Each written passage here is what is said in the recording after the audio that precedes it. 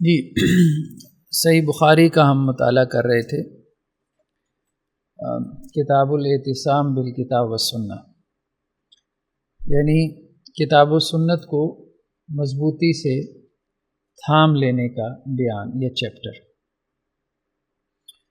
تو اس میں جو سب چیپٹر تھا اس کا عنوان تھا کہ علم میں جھگڑا کرنا، ٹھیک ہے، جیسے آج کل آپ کو صورتحال نظر آتی ہے، مسلکی عصبیتیں ہیں، وہ علمی جھگڑا ہی ہے۔ آپ چھوٹی چھوٹی باتوں پہ چیزوں کو کھینچتے ہیں اور اگلوں پہ فتوے لگاتے ہیں۔ تو یہاں پہ امام بخاری نے جو فریز لے کے آئے ہیں وَالتَّنَازُعُ فِی الْعِلْمِ، یہ مکروہ ہے، یہ پسندیدہ نہیں ہے۔ علمی بنیادوں پہ جھگڑا کرنا، ایک ہے اختلاف اور ایک ہے تنازع۔ تو اب ہم نے اختلاف کو جو ہے وہ تنازع بنا دیا ہے، علمی اختلاف کو۔ ڈفرینس آف اوپینین ہو جاتا ہے، آپ کی یہ رائے ہے، میری یہ رائے ہے، آپ کے پاس یہ دلائل ہے، میرے پاس یہ دلائل ہے، بس آپ بیان کریں اور آگے چل پڑیں شائستگی کے ساتھ، تہذیب کے دائرے میں رہتے ہوئے۔ لیکن جب آپ کھینچا تانی شروع کرتے ہیں، پھر اس کی بنیاد پہ لان تان بھی شروع ہو جاتی ہے، پھر فتوے بازی شروع ہو جاتی ہے، پھر ماحول خراب ہو جاتا ہے اور پھر عمل تو رہ نہیں جاتا، صرف لان تان ہی رہ جاتا ہے۔ پھر دوسرا والغلو فی الدین والبدع، اور دین میں غلو اور بدعت، یہ بھی مکروہ ہے، یہ بھی دین میں ناپسندیدہ ہے۔ تو دین میں غلو سے مراد یہی ہے کہ ایک بات دین سے ثابت ہے، لیکن جتنی ثابت ہے آپ اس کو اتنا ہی درجہ دیں۔ جب آپ اس کا درجہ بڑھا دیں گے، اس طرح سے کہ رسول اللہ صلی اللہ علیہ وسلم کے اسوہ کو بھی آپ کراس کرنا شروع کر دیں، آپ نے جو اس عمل میں ایک رول ماڈل کے طور پہ آپ صلی اللہ علیہ وسلم ہمارے سامنے نہ ہوں، تو پھر یہ غلو فی الدین ہے۔ اور دوسرا بدعات سے مراد تو وہ امور ہیں کہ جو دین میں نئی نئی باتیں لوگ گھڑ لیتے ہیں، ظاہری بات ہے کہ یہ بھی دین میں ناپسندیدہ ہے۔ تو اس کے تحت جو ہے وہ امام بخاری پھر یہ روایتیں لے کر آئے۔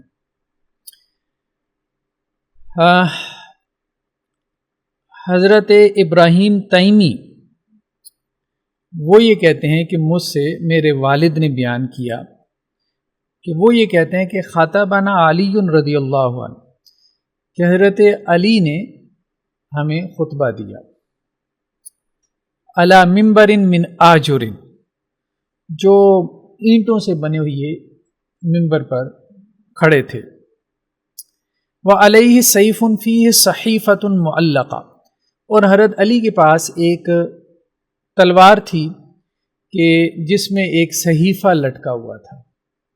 اچھا، یہ اس صحیفے کو بھی ہمارے ہاں ایک خاص طبقے نے اور گروہ نے بڑا فینٹیسائز کیا ہے، آپ کو سوشل میڈیا پہ بڑی ویڈیوز مل جاتی ہیں، دیکھیں جی ان کے ہاں بھی صحیفے کا تذکرہ ہے، ٹھیک ہے۔ اب وہ جو صحیفہ بناتے ہیں نا، وہ کوئی قرآن سے بھی ڈبل سائز کا ہوگا، آپ سمجھ رہے ہیں بات؟ تو یہاں پہ اب اس روایت میں اب آپ دیکھیں تو وہ کیا تھا کہ ایک ورقہ تھا کہ جس میں چند احکامات لکھے ہوئے تھے، ٹھیک ہے، 5-7 احکامات جن کا حضرت علی رضی اللہ عنہ نے تذکرہ کر دیا، بس یہ صحیفہ ان کے پاس تھا اور وہ اس امت کو دے گئے۔ وہ رسول اللہ صلی اللہ علیہ وسلم سے لکھی ہوئی 5-7 روایات تھیں، ٹھیک ہے۔ اس کے علاوہ ایسی کوئی کتاب نہیں تھی قرآن کے علاوہ جو رسول اللہ صلی اللہ علیہ وسلم حضرت علی کو دے کے گئے ہیں اور باقی صحابہ کو نہیں دے کے گئے، اور اس کی بنیاد پہ اب آپ کہیں کہ جی اصل میں تو دین وہ تھا اور پھر وہ اب ہمارے پاس ہے، ٹھیک ہے۔ صحیفہ علی سے وہ دین پھر اب اللہ کے وسلم نے حضرت علی رضی اللہ عنہ کو دیا اور پھر آگے ائمہ اہل بیت سے چلتے چلتے اب ہمارے پاس ہے۔ تو اب وہ جو دین حضرت علی رضی اللہ عنہ کے پاس تھا تو وہ 5-7 احادیث سے زیادہ کی کلیکشن نہیں تھی جو لکھی ہوئی تھی، اس کے علاوہ تو ظاہری بات ہے ان کے میموری میں جو احادیث تھیں حضرت علی رضی اللہ عنہ کی وہ بھی وہ بیان کر گیا۔ بہرحال خیر، یہ چونکہ کچھ لوگ ایسا کرتے ہیں تو میں نے کہا اس کو اشارہ کر دوں۔ تو اب یہ وہ صحیفہ تھا جو کہ تلوار کے ساتھ معلق تھا، یعنی انہوں نے اپنی تلوار کے ساتھ اس کو باندھا ہوا تھا، ٹھیک ہے۔ تو اب پرانے زمانے میں تو ظاہر بات ہے قرآن کا سائز ایسا نہیں ہوتا تھا، وہ تو اور زیادہ ضخیم سائز ہے، آپ اس کو تلوار کے ساتھ کیسے معلق کر سکتے ہیں جبکہ لوگ وہ ہاتھ سے لکھتے ہیں، تو یہ کوئی کتاب نہیں تھی، کتاب نہیں تھی۔ فقال حضرت علی نے کہا واللہ ما عندنا من کتاب، یہاں پہ کہہ بھی دیا اللہ کی قسم ہمارے پاس کوئی کتاب نہیں ہے، ٹھیک ہے، کتاب کا انکار کیا حضرت علی نے۔ یقرأ الا کتاب اللہ، سوائے اللہ کی کتاب کے، یعنی رسول اللہ صلی اللہ علیہ وسلم ہمیں کوئی اور کتاب نہیں دے کے گئے، ایک ہی کتاب دے کے گئے، کتاب تو وہی ہے جو آپ بھی پڑھ رہے ہو، وہ اللہ کی کتاب قرآن مجید۔ وما فی ھذہ الصحیفہ، ہاں ہمارے پاس یہ ایک صحیفہ ہے، ٹھیک ہے، یہ ایک ورقہ ہے۔ فنشرھا، تو حضرت علی نے اس کو پھیلایا یا اس کو کھولا، ٹھیک ہے، اس ورقے کو کھولا، لپٹا ہوا تھا جیسے ہم اسکرول کرتے ہیں۔ فَإِذَا فِيهَا أَسْنَانُ الْإِبِلِ، تو اس میں اونٹوں کی جو ہے وہ عمروں کا، سن کی جمع اسنان، اچھا اونٹوں کی جو عمریں ہیں ظاہری بات ہے عرب اس کو طے کرتے ہیں دانتوں سے، جیسے قربانی کی جانوروں میں بھی آپ دیکھتے ہیں کہ دوندا ہے، ٹھیک ہے، فلاں فلاں، تو اس میں اونٹوں کی جو عمریں ہیں ان کا تذکرہ تھا۔ اب یہ اونٹ جو ہوتے تھے خاص طور پہ دیت میں دیے جاتے تھے، جیسے قتل عمد میں یا اس کے علاوہ، تو اب قتل کی مختلف صورتیں ہیں، کوئی قتل عمد ہے، کوئی قتل خطا ہے، یعنی آپ نے انٹینشلی اگلے کو مارا ہے، اس کی دیت کچھ اور ہے تو اونٹ ہی لیکن وہ اونٹوں کی عمریں فرق ہوتی ہیں۔ تو یہ اصل میں لکھا ہوا تھا کہ کون سی دیت میں کس طرح کے اونٹ دیے جائیں گے، ٹھیک ہے، 2 سال کے، 3 سال کے، 4 سال کے اونٹ ہوں گے، ٹھیک ہے۔ تو فَإِذَا فِيهَا أَسْنَانُ الْإِبِلِ، ایک تو یہ بات تھی اس میں کہ دیت کے حوالے سے جو اونٹوں کی تفصیل ہے وہ موجود تھی۔ وَإِذَا فِيهَا الْمَدِينَةُ حَرَمٌ مِّنْ عَيْرٍ إِلَىٰ كَذَا، دوسرا اس میں یہ بات تھی کہ مدینہ جو ہے یہ عیر پہاڑی سے لے کے فلاں پہاڑی تک حرم ہے، یعنی آپ صلی اللہ علیہ وسلم نے مدینہ شہر کی حدود بیان کی ہوئی تھی، باؤنڈریز بیان کی ہوئی تھی، جیسے حرم مکی ہے اس کی حدود ہیں، ٹھیک ہے، تو اسی طرح سے مدینہ بھی حرم ہے، اس کی حدود آپ صلی اللہ علیہ وسلم نے متعین کی ہوئی تھی۔ اب ظاہری بات ہے حدود حرم میں کچھ چیزیں ایسی ہیں کہ جو الاؤڈ نہیں ہیں، ٹھیک ہے، جیسے قتال سے منع کیا حدود حرم کے اندر، ٹھیک ہے، حرمت والے مہینوں میں بھی۔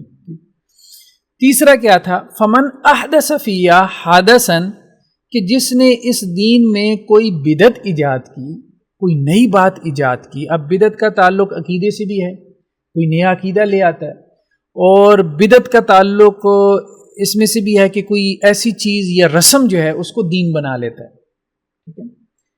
تو فمن احدث فیہا حدثا، تو جس نے اس دین میں کوئی بدعت ایجاد کی، فعلیہ لعنت اللہ، تو اس کے اوپر اللہ کی لعنت ہو، والملائکۃ والناس اجمعین، اور فرشتوں کی اور تمام نوع انسانی کی۔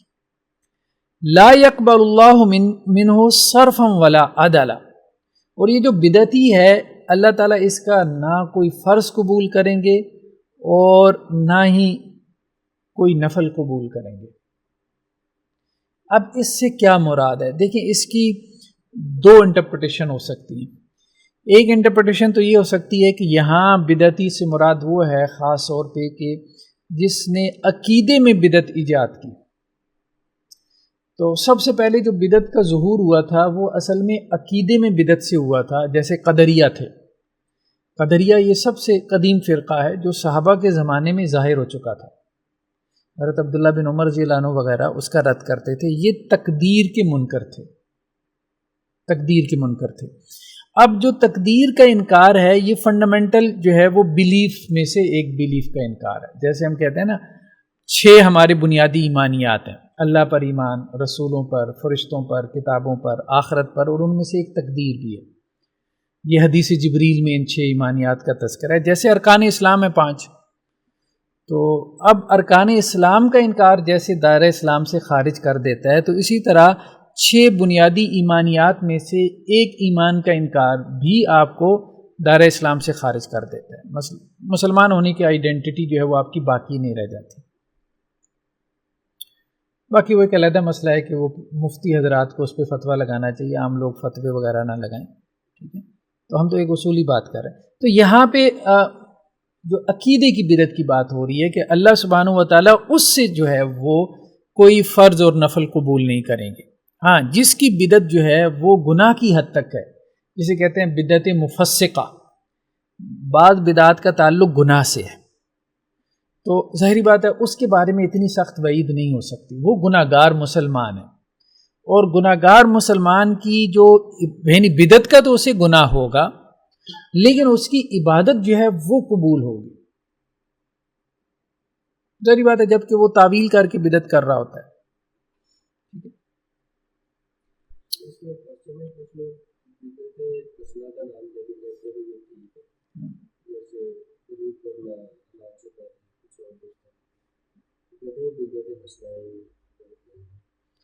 نہیں اس طرح سے، خیر بہرحال بدعت تو بدعت ہی ہے. لغوی اعتبار سے یہ تقسیم ٹھیک ہے، لغوی اعتبار سے، کہ بدعت حسنہ اور بدعت سیئہ. کہ ہر نئی چیز ظاہری بات ہے بری نہیں ہوتی، ٹھیک ہے. ہر نئی چیز، بہت سی نئی چیزیں ایسی ہیں کہ جو آپ کے لیے مفید ہیں، آپ کی دنیا کے لیے، آپ کے دین کے لیے بھی مفید ہیں، ٹھیک ہے. لیکن جب ہم بات کرتے ہیں نا بدعت شرعی اصطلاح میں، تو اس سے مراد ہوتا ہے دین میں کوئی نئی چیز. ایک ہے نئی چیز، نئی چیز تو یہ موبائل بھی ہے، ٹھیک ہے، یہ لیپ ٹاپ بھی ہے، ٹھیک ہے، یہ پنکھا، یہ سب اس کمرے میں جو کچھ ہمیں نظر آ رہا ہے یہ سب بھی نہیں ہے. شاید ہی کوئی چیز رسول اللہ علیہ وسلم کے زمانے میں ہو، یہ کیمرہ، یہ لائٹ، ٹھیک ہے. تو یہ سب نئی چیز ہے، لیکن یہ دین میں نہیں ہے. یہ تہذیب اور تمدن کا ارتقاء ہے، یہ سویلائزیشن کا ارتقاء ہے، وہ اور چیز ہے، ٹھیک ہے، اس کی بات نہیں ہو رہی. تو بدعت نئی چیز کو نہیں کہتے، بدعت اصل میں دین میں کسی نئے چیز کے اضافے کو کہتے ہیں. یعنی بطور دین آپ ایک نئی چیز جاری کریں.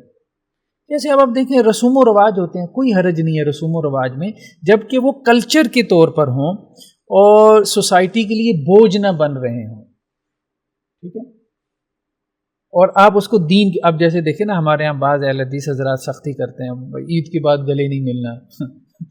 سنت سے کہاں ثابت ہے؟ تو لوگ کلچرلی مل رہے ہوتے ہیں نا، ایک کلچر ہے کہ لوگ عید کے بعد گلے ملتے ہیں، ٹھیک ہے، دین سمجھ کے نہیں، دین سمجھ کے نہیں. اور گلے ملنا ویسے بھی کوئی اس طرح سے دینی حکم نہیں، یعنی عبادت نہیں ہے، یہ ایک رسم ہے.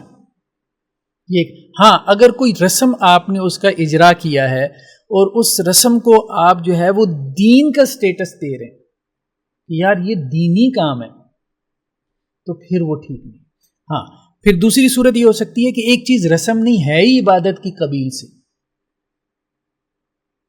جیسے نماز ہے. اب نماز تو ہے ہی عبادت، تو نماز کی اگر کوئی خاص قسم آپ جو ہے وہ متعارف کروا رہے ہیں تو اس کے لیے دلیل چاہیے، کیونکہ وہ عبادت ہے.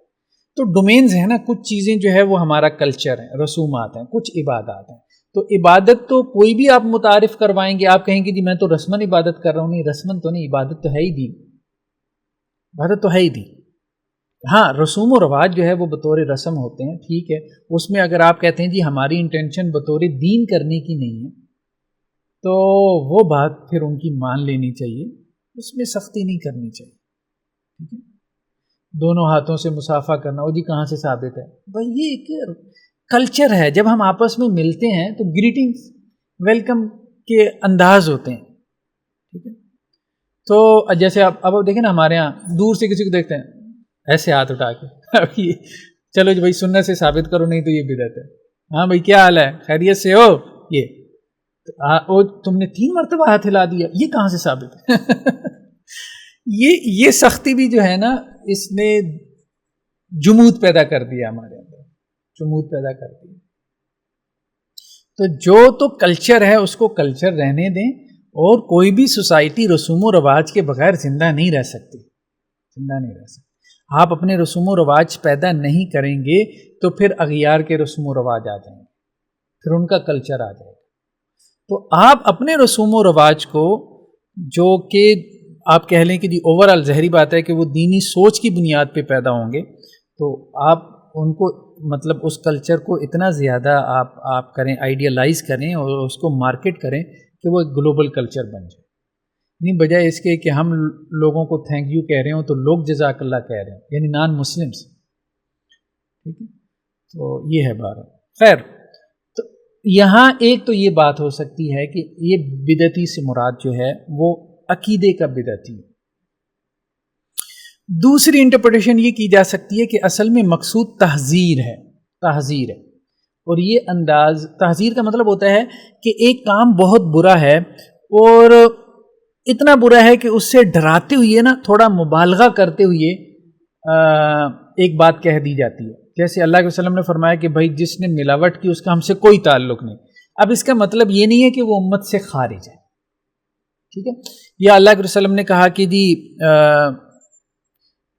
جس نے کسی مسلمان کو قتل کیا تو اس نے کفر کیا. اب اس کا مطلب یہ نہیں ہے کہ جو قاتل ہے وہ کافر ہو جاتا ہے، لیکن یہ بتانا مقصود ہے کہ قتل اتنا بڑا جرم ہے، اتنا بڑا جرم ہے کہ آپ سمجھو کہ یہ کفر ہی ہے، تم نے کفر ہی کر دیا. تو یہ انداز ہمیں حدیثوں میں ملتا ہے.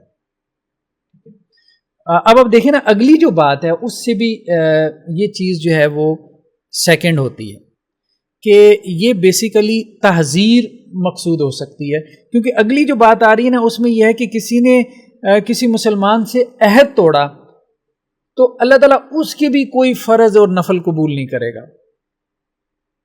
اب ظاہری بات ہے یہاں تو ہر دوسرا بندہ عہد توڑ کے بیٹھا ہے. تو مراد یہ ہے کہ مقصود یہ ہے کہ دیکھو عہد توڑنا بہت بری بات ہے، بہت بری بات ہے. اور اگر تم نے عہد توڑا تو تمہیں ڈرنا چاہیے کہ تمہاری کوئی عبادت قبول نہ ہو.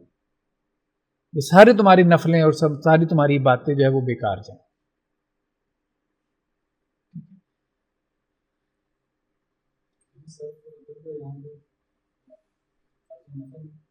فرض اور نفل میں یہ محاورہ ہے، یہ محاورتاً ہے، محاورتاً ہے. اس سے محاورے میں مراد جو ہے فرض اور نفل ہوتا ہے. وَإِلَّا فِي ذِمَّةُ الْمُسْلِمِينَ وَاحِدَةٌ. اور دیکھو کہ مسلمانوں کا جو ذمہ ہے، ذمہ سے مراد ذمہ داری، رسپانسبلٹی. ایک مسلمان جو ہے وہ کسی نان مسلم کو کہتا ہے کہ یار یہ میری رسپانسبلٹی ہے. جیسے میدان جنگ میں اب جنگیں ہو رہی ہیں، اب اس میں جو ہے وہ کسی بھی مسلمان افسر نے کسی نان مسلم کو کوئی ذمہ داری دے دی، کوئی ذمہ دے دیا، تم ہمیں جو ہے یہ انفارمیشن جو ہے وہ ہمیں لیک کر دو تو چلو ہم تمہیں کچھ نہیں کہیں گے. ٹھیک ہے، اب اس نے کوئی ذمہ اپنے بہاف پہ دے دیا. اس کے بارے میں کہا جا رہا ہے کہ دیکھو جو مسلمانوں کا ذمہ ہے یہ ایک ہی ہے. یسعی بہا ادناہم، ان کا ادنا بھی اگر کوئی ذمہ دے دے گا نا کسی کو، اس کا بھی پورے لشکر کو خیال رکھنا پڑے گا. یعنی ایک عام سولجر بھی اگر کوئی ذمہ داری دے رہا ہے، ٹھیک ہے، اپنے بہاف پہ اس نے کر دیا، بھلے غلطی کر دیا،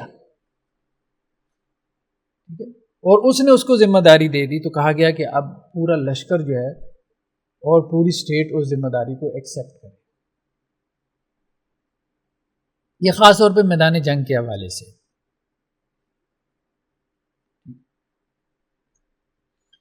اور عام طور پہ ہوتا یہی تھا کہ ذمہ میں کیا ہوتا تھا کہ وہ اس کو امان دے دیتے تھے. ذمہ سے مراد آپ امان، کسی کو امان دے دی. فمن اخفر مسلمن، پس جس نے کسی مسلمان سے کیا ہوا عہد توڑا، فعلیہ لعنت اللہ والملائکۃ والناس اجمعین. اس کو چلا دیں، لائٹ نہیں ہے. ہاں چلیے، یہ پنکھا بند کر دیں، اس کی آواز آ رہی ہے.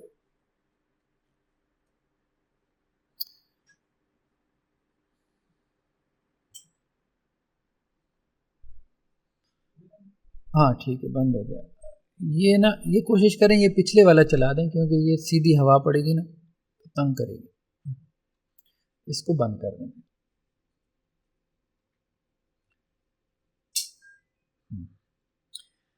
تو جس نے جو ہے وہ کسی مسلمان سے جو کیا ہوا عہد ہے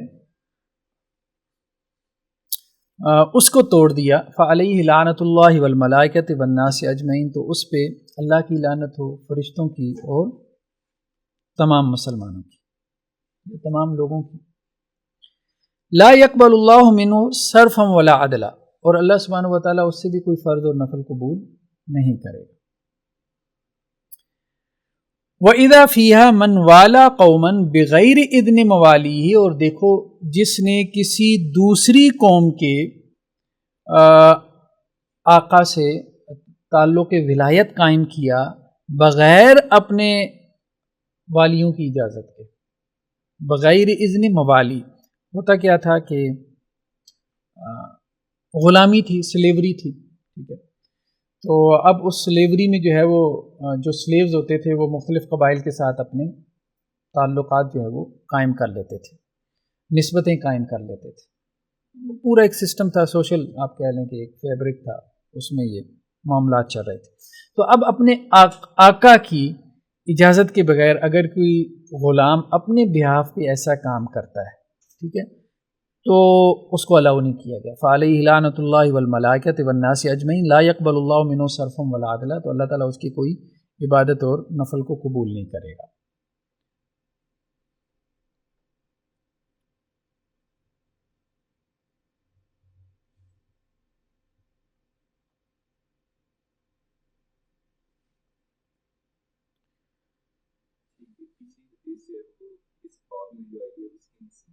ہاں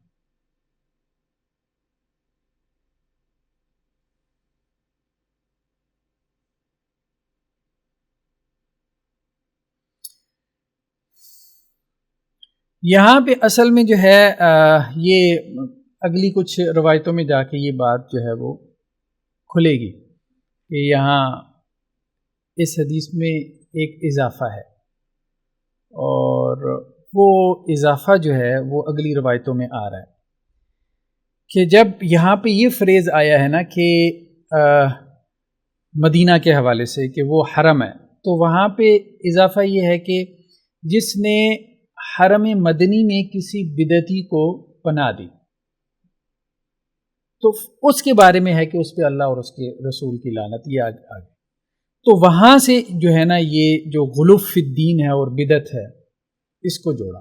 اچھا اس میں وہ چیز موجود نہیں ہے، لیکن اس کی بعض اوقات امام بخاری جو ہے وہ ایک سند سے وہ پوری حدیث آ رہی ہوتی ہے، لیکن وہ جو اضافی الفاظ ہیں وہ کسی دوسری سند سے جو متن ہوتا ہے اس میں آ رہے ہوتے ہیں، تو اس کو آگے چل کے نقل کرتے ہیں، تو وہ گویا کہ ایک طرح سے ایک پوری پکچر میں وہ بات کر رہے ہوتے ہیں۔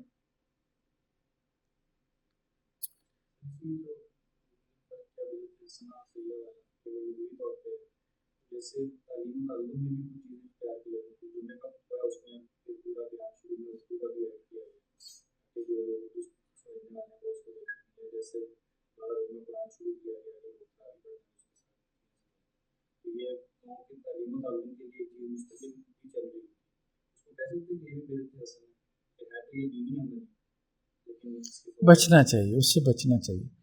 دیکھیں کچھ چیزیں ایسی ہیں کہ جو رسم نہیں ہیں، جن کی زیادہ مشابہت جو ہے وہ عبادت کے ساتھ ہے، جیسے خطبہ جمعہ جو ہے اس کی زیادہ مشابہت جو ہے وہ عبادت کے ساتھ ہے، مطلب جمعہ کے ویسے ایک عام خطبہ، عام سپیچ جو ہے وہ شاید عبادت نہیں ہے، اس کو آپ کہہ سکتے ہیں وہ تعلیم و تعلم ہے، جیسے درس و تدریس ہے، ٹھیک ہے، ہمارے ہاں کانفرنسز وغیرہ کروائی جاتی ہیں، ٹھیک ہے، یہ آپ کہہ سکتے ہیں کہ جی ہمارے ہاں ایک طریقہ کار ہے تعلیم و تعلم کا۔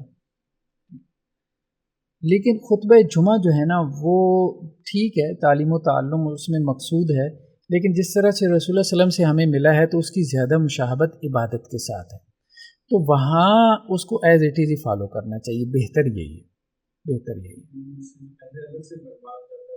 وہ نہ کریں، الگ سے باز نہ کریں۔ اور اس میں دیکھیں نا، اس میں بیسیکلی اصل میں اختلاف یہ ہوا کہ احناف اس طرف چلے گئے کہ وہ چونکہ خطبہ عربی میں ہے نا تو اس کو عربی میں دینا ہی ضروری ہے، مطلب وہ ایک اور چیز کو فالو کرنے میں لگ گئے،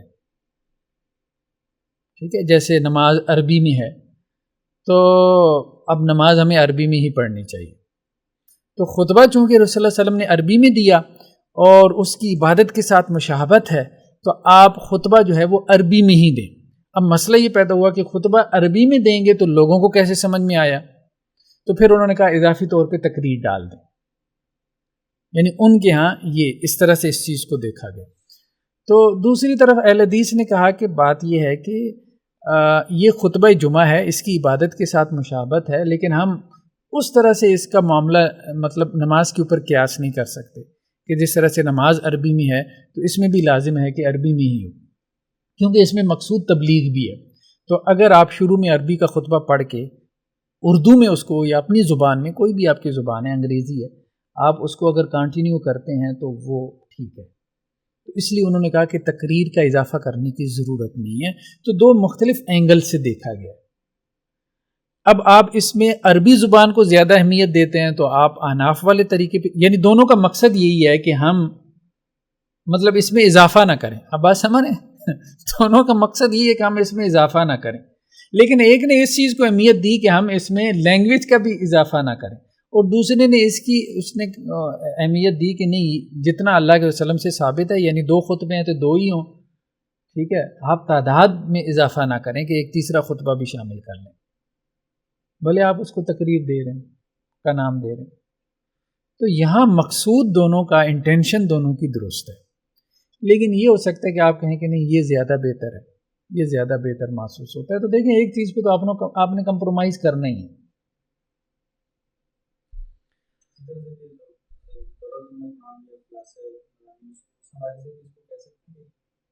دیکھیں دورہ ترجمہ قرآن ہے، خلاصہ مضامین ہے جو تراویح کے ساتھ ہم کرواتے ہیں، ٹھیک ہے، یہ تعلیم و تعلم کے لیے کوئی حرج نہیں، اس میں درس نظامی ہے 8 سال کا ہے، وہ کہتے ہیں نہیں جس کو بھی پھر بدعت کہو، ٹھیک ہے، یہ تعلیم و تعلم کے لیے۔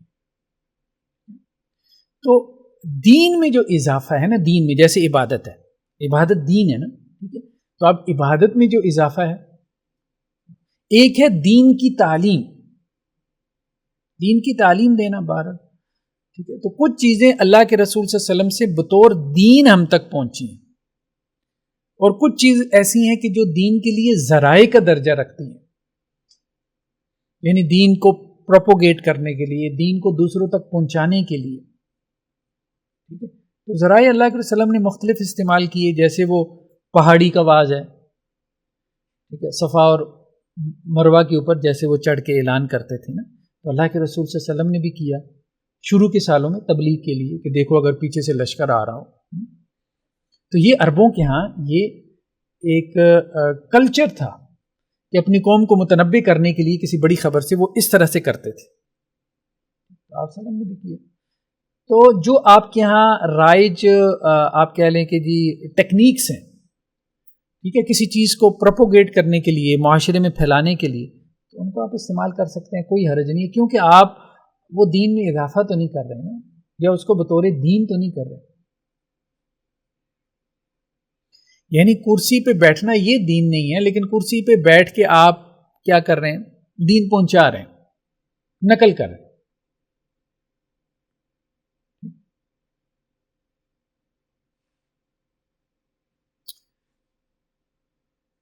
تو بہرحال بہت باریک فرق ہیں۔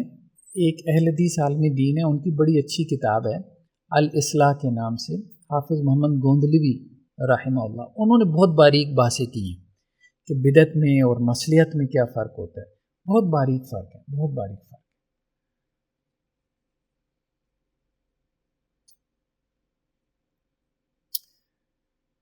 حضرت عائشہ رضی اللہ عنہا سے روایت ہے کہ سانہ النبی صلی اللہ علیہ وسلم شیئن ترخص فی، کہ اللہ کے رسول صلی اللہ علیہ وسلم نے کوئی کام کیا اور اس میں رخصت کا پہلو تھا، ٹھیک ہے، وتنزع عنہ قوم، لیکن کچھ لوگ پھر بھی اس سے علیحدہ رہے۔ یہ ہمارے ہاں ایک عمومی مزاج ہے، لیکن یہ ہے کہ یہ نبوی مزاج نہیں ہے، یہ نبوی مزاج نہیں، کہ ہماری نفسیات یہ بن گئی ہے یا بنا دی گئی ہے کہ دین ہمیشہ مشکل کو اختیار کرنے کا نام ہے، یعنی جب تک آپ اپنی زندگی میں کوئی مشکل نہیں نہ لے کے آئیں گے اس وقت تک ثابت نہیں ہوگا کہ آپ دین کو فالو کر رہے ہیں۔ اب بات سمجھ رہے ہیں؟ تو رسول اللہ صلی اللہ علیہ وسلم نے کیا کیا کہ ایک کام کیا جس میں رخصت کا پہلو تھا لیکن لوگوں نے وہ رخصت اویل نہیں کی، اور یہ لوگ بھی ظاہر بات ہے صحابہ تھے، تو اس مزاج کو شعور کے ساتھ جو ہے نا اوور کم کرنے کی ضرورت ہے۔ فبلغ ذلك النبی صلی اللہ علیہ وسلم، تو یہ بات اللہ کے وسلم کو پہنچی، فحمد اللہ واسنا علیہ، تو اللہ کے وسلم نے اللہ کی حمد و ثنا بیان کی، ثم قال، پھر کہا، ما بال اقوام، لوگوں کو کیا ہو گیا، یتنزہون عن الشیء، کہ ایک ایسی چیز سے پرہیز کر رہے ہیں، اصنع، جو میں خود کرتا ہوں، میں کر رہا ہوں لیکن وہ پرہیز کر رہے ہیں، فواللہ انی اعلمہم باللہ، اللہ کی قسم میں سب سے زیادہ اللہ کے بارے میں جانتا ہوں، واشدہم لہ خشیہ، اور اللہ کی قسم میں ان میں سب سے زیادہ اللہ سے ڈرنے والا ہوں۔ ایسا نہیں ہے کہ تم یہ سمجھتے ہو کہ مطلب اس طرح سے پریکٹس کر لو گے تو تم زیادہ جو ہے وہ متقی ہو جاؤ گے، اس طرح سے نہیں۔ تو زیادہ متقی وہ ہے کہ جو دین کو اعتدال کے ساتھ پریکٹس کر رہا ہے، نہ کہ ایکسٹریم لیولز پہ۔ ایکسٹریم لیولز پہ تو اب آپ پھر خارج کو دیکھ لیں، وہ بھی ایکسٹریم لیولز پہ جا کے پریکٹس کر رہے تھے۔ میں نے ایک کتابچہ لکھا، اس کا نام تھا آسان دین۔ خیر بہرحال بہت سے لوگوں نے جو ہے وہ یہ کیا حافظ صاحب اب آپ بھی غامدی صاحب کے پیچھے چل پڑے، آسان دین کیا ہوتا ہے؟ میں نے کہا چلیں پھر آپ ایک کتابچہ لکھیں، اس کا نام رکھیں مشکل دین، ٹھیک؟ تو اب وہ آگے سے خاموش۔ میں نے کہا اگر دین آسان نہیں ہے تو اس کا مطلب یہ ہے کہ آپ یہ کلیم کر رہے ہیں کہ مشکل ہے، ایک بات تو یہ، ٹھیک ہے، تو آپ اس کلیم کو جسٹیفائی کر سکتے ہیں۔ تو یہ ہماری نفسیات میں بٹھا دیا گیا کہ دین جو ہے وہ مشکل ہی ہوتا ہے، اور رخصت کا پہلو جو ہے نا آپ کسی سے بیان کریں تو وہ اگلا جو ہے وہ پریشان ہو جاتا ہے کہ یار دین میں اتنی آسانی ہے، اور یہ تو یا تو غامدی صاحب بھی دے سکتے ہیں یا فلاں فلاں، وہ اس کے ذہن میں نام ہوگا ہے، نہیں یار اہل حدیث بھی بڑی آسانیاں دیتے ہیں۔ اچھا یہ علماء جو ہے نا، چونکہ میرا تو خود علماء کے حلقے سے تعلق ہے، خود آپس میں جب بیٹھتے ہیں نا تو کہتے ہیں ہاں یار یہ آسانیاں ہیں، لیکن لوگوں میں نہ بیان کرو، لوگوں میں اگر اتنا بیان کرو گے نا، اتنی آسانی تو دین میں ہم مان رہے ہیں لیکن لوگ اس کو نہ بڑھا لیں گے تو وہ انسیکیور ہوتے ہیں۔ آپ چھوڑیں یار، جب آپ سمجھتے ہیں، دل سے سمجھتے ہیں کہ اتنی دین میں آسانی ہے، آپ صرف اس انسیکیورٹی کی وجہ سے کہ جی گیت گانے کی اجازت ہے شادی بیاہ کے موقع پہ تو لوگ ڈھول پیٹنا شروع کر دیں گے اگر ہم نے یہ اجازت دی، یار یہ نہ بیان کرو، اس کو ممبر پہ نہ بیان کرو، ایسے بات بڑھ جائے گی، یہ ٹھیک نہیں۔ اب لوگوں کو تنبیہ کر دیں کہ یار اتنی ہی دین میں اجازت ہے، اتنی ہی گنجائش ہے جتنی ہم بیان کر رہے ہیں، باقی اگر کسی نے بڑھا، دیکھیں بات یہ ہے کہ ڈھول پیٹنے والے تو اس کے علاوہ بھی پیٹ رہے ہیں، پھر تو آپ وہ رخصت نہ بھی بیان کرے پھر بھی پیٹ رہے ہیں، لیکن اس کا نتیجہ کیا ہوا ہے کہ جب آپ نے وہ نہیں بیان کیا کہ اب شادی ہوتی ہے تو نہیں پتہ چلتا کہ شادی ہو رہی ہے یا ماتم ہے اس گھر میں، ٹھیک ہے۔ وہ ہمارے ایک اہل حدیث ساتھی تھے، کہتے تھے کہ ہم 4-5 لوگ گاڑی میں جا رہے تھے تو راستے میں اشارے پہ رکے تو ایک مانگنے والا آ گیا، تو ایک کی شادی تھی اس میں، تو ہم نے کہا کہ ان 5 میں سے پہچان لو کہ دلہا کون ہے تو تجھے 500 روپے دیں گے، اور وہ نہیں پہچان سکا۔ تو یہ تو صورتحال ہے شادیوں کی، ٹھیک۔ تو زیادہ سے زیادہ آپ یہ کہہ سکتے ہیں اس گھر میں ماتم نہیں ہے، بس باقی یہ نہیں، خوشی ہے، خوشی کو منائیں۔ رسول اللہ صلی اللہ علیہ وسلم کی بہت سی حدیثیں ملتی ہیں، انصار کی بچیاں ہیں گیت گا رہی تھیں، تو یہ ہے۔ اور پھر یہ ہے کہ یہ رسول اللہ صلی اللہ علیہ وسلم کے الفاظ ہیں، الدین یسر، آپ وسلم کے الفاظ ہیں، حدیث کے الفاظ ہیں، دین آسان ہے۔ اچھا وہ اسی کو میں نے ٹرانسلیٹ کیا تھا، آسان دین، کتابچے کا نام رکھا، لیکن یہ ہے کہ اس پہ جو ہے نا وہ کام ہونا چاہیے کہ جو رخصتیں دین نے دے دی ہیں، ہم یہ نہیں کہہ رہے کہ آپ رخصتیں پیدا کریں، ایک ہے دین میں رخصتیں پیدا کرنا، وہ ٹھیک ہے، آپ اس کو ڈسکریج کریں، لیکن یہ ہے کہ جو رخصتیں دین نے دے دی ہیں اس کو بھی اویل نہ کریں اور بندہ پہلوان بننے کی کوشش کرے، تو بھائی آپ اپنی حد تک بن لیں، لوگوں کو بتائیں کہ ہے رخصت تو کر۔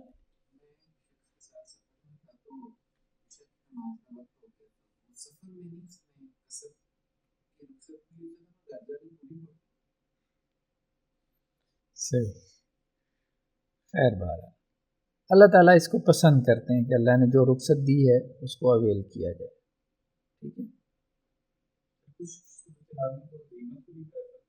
ہاں کچھ صورتوں میں، ہاں کچھ صورتوں میں وہ اس وقت عزیمت کو پریفر کیا گیا ہے کہ جب اس کا تعلق آپ کی ذات سے نہیں بلکہ سوسائٹی سے ہو، جیسے جابر حکمران کے سامنے کلمہ حق کہنا، ٹھیک ہے، تو اب جابر حکمران جو ہے نا اس کا ظلم پوری سوسائٹی کے اوپر ہے، تو اب آپ آواز بلند کر رہے ہیں، یعنی سوسائٹی سے آپ ظلم کو دور کرنا چاہ رہے ہیں اور اس کے لیے اپنے نفس کی بھی پرواہ نہیں کر رہے، تو جہاں تعلق آپ کے نفس کے حوالے سے ہے وہاں آپ عزیمتوں پہ عمل کریں گے تو نفس چھوڑا ہوگا، ٹھیک ہے، یار دیکھو میں نے بڑی پہلوانی کی ہے، وہاں رخصتوں پہ عمل کریں۔ ہاں جہاں تعلق دوسروں کو بینیفٹ دینے کا ہے وہاں عزیمت پہ عمل کریں، یا دوسروں سے ضرورت دور کرنے کا ہے وہاں عزیمت پہ عمل کریں، خیر بار ہے۔ ابن ابی ملیکہ سے ہے کہ وہ یہ کہتے ہیں کہ قادل خیران ان یہلکا، قریب تھا کہ دو بہترین لوگ جو ہے وہ ہلاک ہو جاتے، اور وہ کون تھے؟ ابو بکر اور عمر رضی اللہ عنہ۔ کیوں؟ لما قادم علی النبی صلی اللہ علیہ وسلم وفد بنی تمیم، اللہ کے وسلم کے پاس ایک مرتبہ بنو تمیم کا وفد آیا، اشار احدہما بالاقرع بن حابس التمیمی الحنظلی، تو ان میں سے ایک نے کہا، یعنی حضرت ابو بکر اور عمر حضرات شیخین میں سے ایک نے کہا کہ اقرع بن حابس تمیمی حنظلی کو آپ کیا کریں، بنو تمیم کا وہ بنا دیں، امیر بنا دیں، اخی بنی مجاشے، جو بنو مجاشے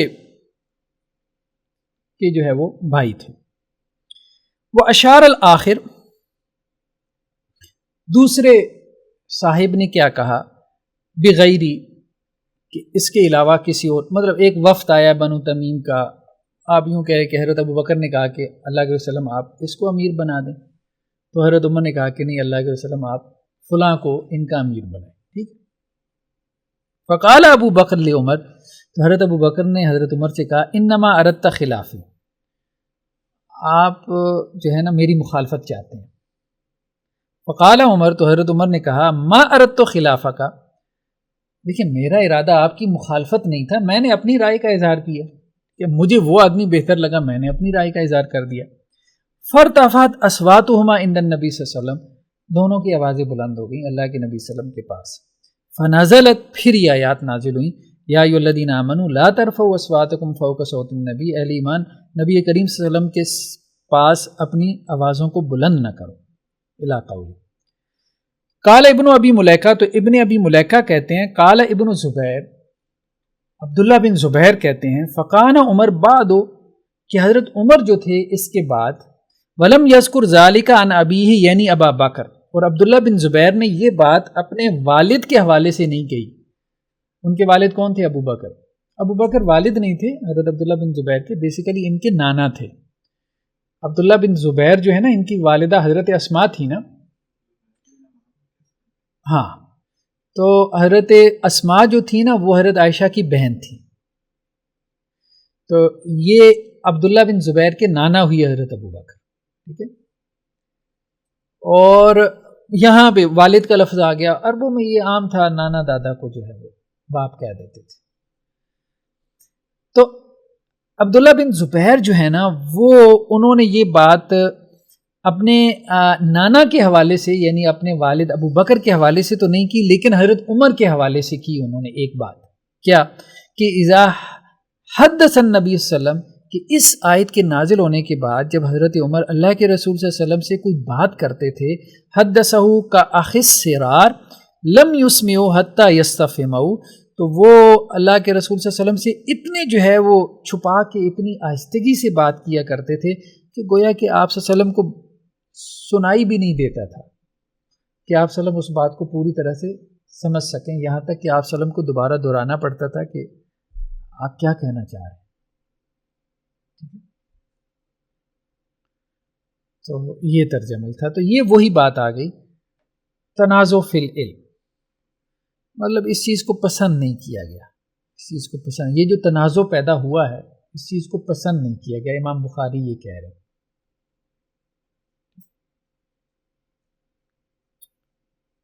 لیکن ایک بات ہے، ابھی اور بھی آگے حدیثیں آئیں گی تو بعض اوقات انسان جو ہے نا وہ پریشان ہو جاتا ہے. لیکن یہی ہے کہ ایک عالم دین وہ بڑی اچھی بات انہوں نے کہی کہ یہ صحابہ سے بعض اوقات ہمیں جو اس قسم کے کمنٹس ملتے ہیں جو انہوں نے ایک دوسرے کے بارے میں پاس کیے، ٹھیک ہے، وہ حدیث کی کتابوں میں مل جاتے ہیں. یہ جذبات کی شدت میں بعض اوقات کوئی کلمہ نکل جاتا ہے تو اس کلمے کا اعتبار نہیں ہوتا.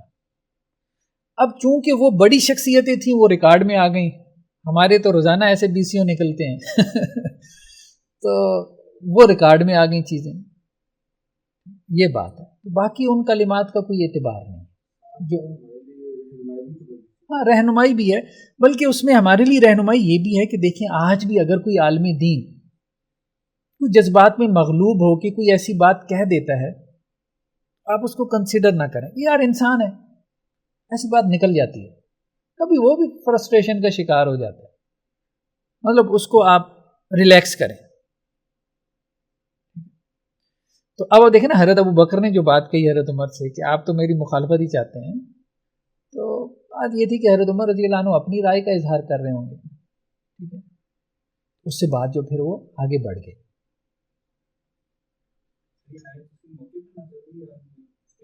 ہاں اس کے بعد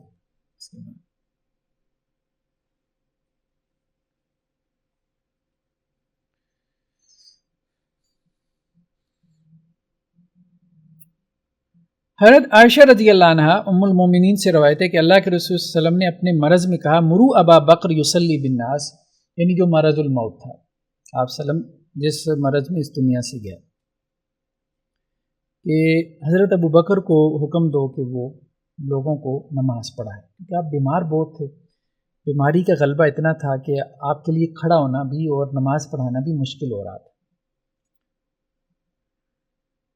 تو حضرت عائشہ رضی اللہ عنہ نے کہا کل تو ان ابا بکر، میں نے کہا کہ ابو بکر جو ہے نا اذا قام فی مقامک، اے نبی صلی اللہ علیہ وسلم اگر آپ کی جگہ پہ کھڑے ہوں گے مصلی پہ، لم یسمع الناس من البکاء، تو حضرت ابو بکر کو رونا بہت آتا تھا، خاص طور پہ جب قرآن کی تلاوت کرتے تھے نا تو بہت روتے تھے. تو حضرت عائشہ رضی اللہ عنہ نے کہا کہ وہ روئیں گے زیادہ اور لوگوں کو تو آواز ہی نہیں آئے گی، تو اس لیے حضرت عائشہ رضی اللہ عنہ کا مقصد یہ نہیں تھا. یہ تو انہوں نے ایک بات کی ہے نا، مقصد ان کا یہ نہیں تھا، اصل میں وہ چاہتی نہیں تھی کہ ابو بکر جو ہے رسول اللہ صلی اللہ علیہ وسلم کی جگہ پہ کھڑے ہوں. کیوں؟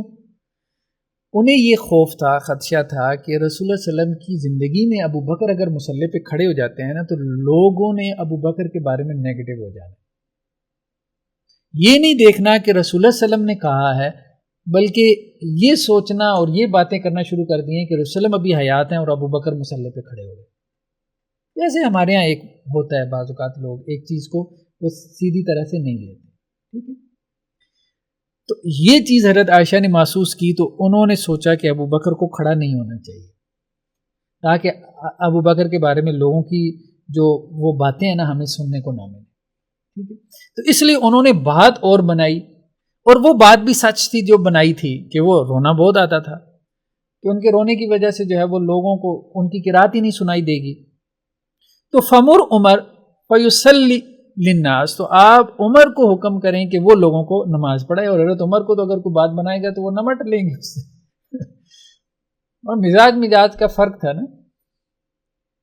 فقال مروا ابا بکر، تو اللہ کے رسول نے پھر کہا کہ بھائی ابو بکر کو کہو فلیصلی بالناس، کہ وہ لوگوں سے جو ہے وہ لوگوں کو نماز کروائیں. فقالت عائشہ، تو حضرت عائشہ نے کہا فقلت لحفصہ، تو میں نے حفصہ سے کہا جو اب حضرت عمر کی بیٹی بھی ہیں، قولی ان ابا بکر، آپ بھی اللہ کے رسول سے کہیں کہ جو ابو بکر ہے نا اذا قام فی مقامک لم یسمع الناس من البکاء، تو وہ جب کھڑے ہوں گے تو لوگ ان کے رونے کی وجہ سے ان کی قرات جو ہے وہ نہیں سن پائیں گے، یا وہ اپنی قرات نہیں سنوا پائیں گے۔ فمر عمر فلیصلی بالناس، تو آپ حضرت عمر کو حکم دیں وہ لوگوں کو امامت کروا لیں۔ لیکن اللہ کے رسول صلی اللہ علیہ وسلم تو اصل میں تعین بھی کرنا چاہ رہے تھے نا کہ میرے بعد خلافت جو ہے وہ، اس لیے آپ صلی اللہ علیہ وسلم اصرار اس پہ کر رہے تھے، اور یہ بات واضح نہیں تھی حضرت عائشہ رضی اللہ عنہ پہ، وہ اور چیز دیکھ رہی تھی۔ ففعلت حفصہ، تو حضرت حفصہ نے بھی یہ کر دیا، یعنی اللہ کے رسول کو کہہ دیا۔ وقال رسول اللہ صلی اللہ علیہ وسلم، تو اللہ کے رسول نے کہا ان کن لانتن صواحب یوسف، کہ تم سب جو ہے نا وہ ویسی عورتیں ہو جیسی یوسف علیہ السلام کی عورتیں تھیں۔ تو مطلب یوسف علیہ السلام کی عورتوں کے ساتھ تشبیہ اس لیے دی کہ وہ بھی کہہ کچھ رہی تھیں اور لیکن چاہتی کچھ اور تھیں۔ تو جب انسان کے قول اور عمل میں تضاد ہونا تو پھر تو اس اعتبار سے اللہ کے وسلم نے کہا کہ تم کہہ کچھ رہی ہو لیکن چاہت تمہاری کچھ اور ہے، ٹھیک ہے، یعنی آپ صلی اللہ علیہ وسلم اس چیز کو بھانپ گئے تھے کہ مطلب خیر بہرحال۔ تو اللہ کے رسول نے پھر تیسری مرتبہ کہا مرو ابا بکر فلیصلی للناس، ابو بکر کو کہو کہ وہ لوگوں کو نماز پڑھائیں۔ وقالت حفصہ، تو اس پہ حضرت حفصہ نے کہا حضرت عائشہ سے ما کنت لاصیب منک خیرا، کہ مجھے آپ سے کبھی کوئی بھلائی نہیں، مطلب اچھی بات مجھے آپ سے مطلب آپ نے بھی رسول اللہ صلی اللہ علیہ وسلم کی آنکھوں میں مجھے جو ہے وہ اسی سٹیٹس پہ لے گئیں کہ جس پہ آپ خود تھی، کہ مجھے بھی اس جملے میں شامل ہونا پڑا جو کہ رسول اللہ صلی اللہ علیہ وسلم نے کہا کہ تم ساری یوسف والی ہو۔ تو اب ظاہر بات حضرت عائشہ رضی اللہ عنہ نے اس انٹینشن سے نہیں کیا تھا، ان کی اپنا ارادہ تھا، وہ انہوں نے، اور جو نتیجہ نکلا تو ظاہر بات ہے وہ بھی اس نتیجے میں آ گئی۔ یہ صورت حال ہے، تو یہ بھی وہی تنازع فی العلم، ٹھیک ہے، اس کو پسند نہیں کیا۔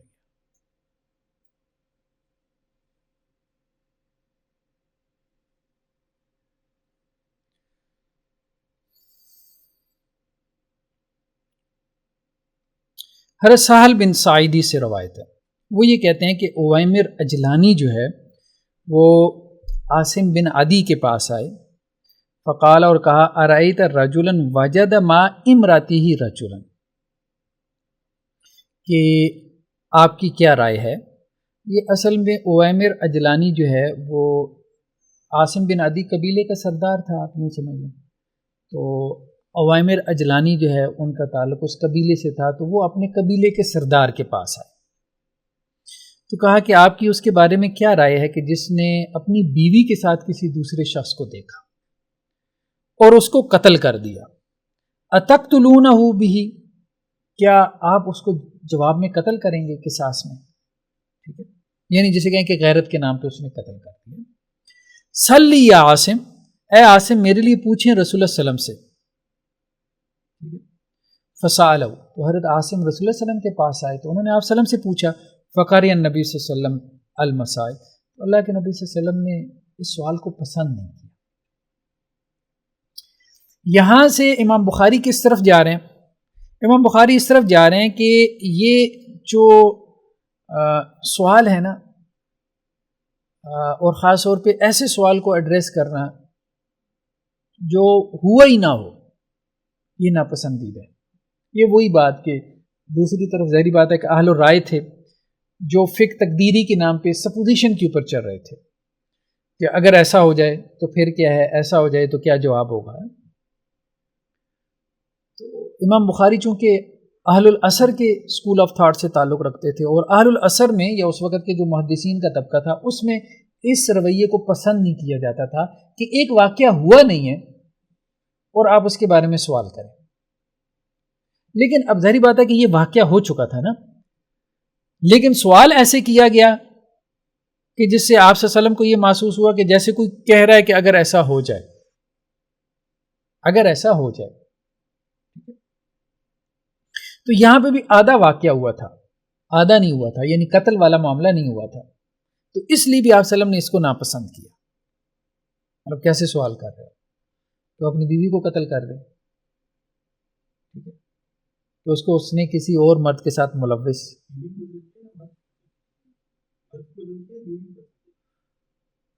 نہیں نہیں، بیوی مراد ہے، اور مرد بھی مراد ہو سکتا ہے، مرد بھی مراد ہو سکتا ہے،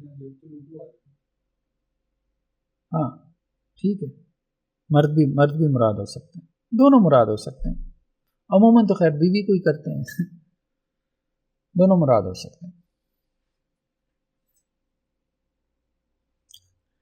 تو اللہ کے نبی صلی اللہ علیہ وسلم نے اس کو ناپسند کیا، وہ آبہا، اور اس کو مطلب معیوب سمجھا۔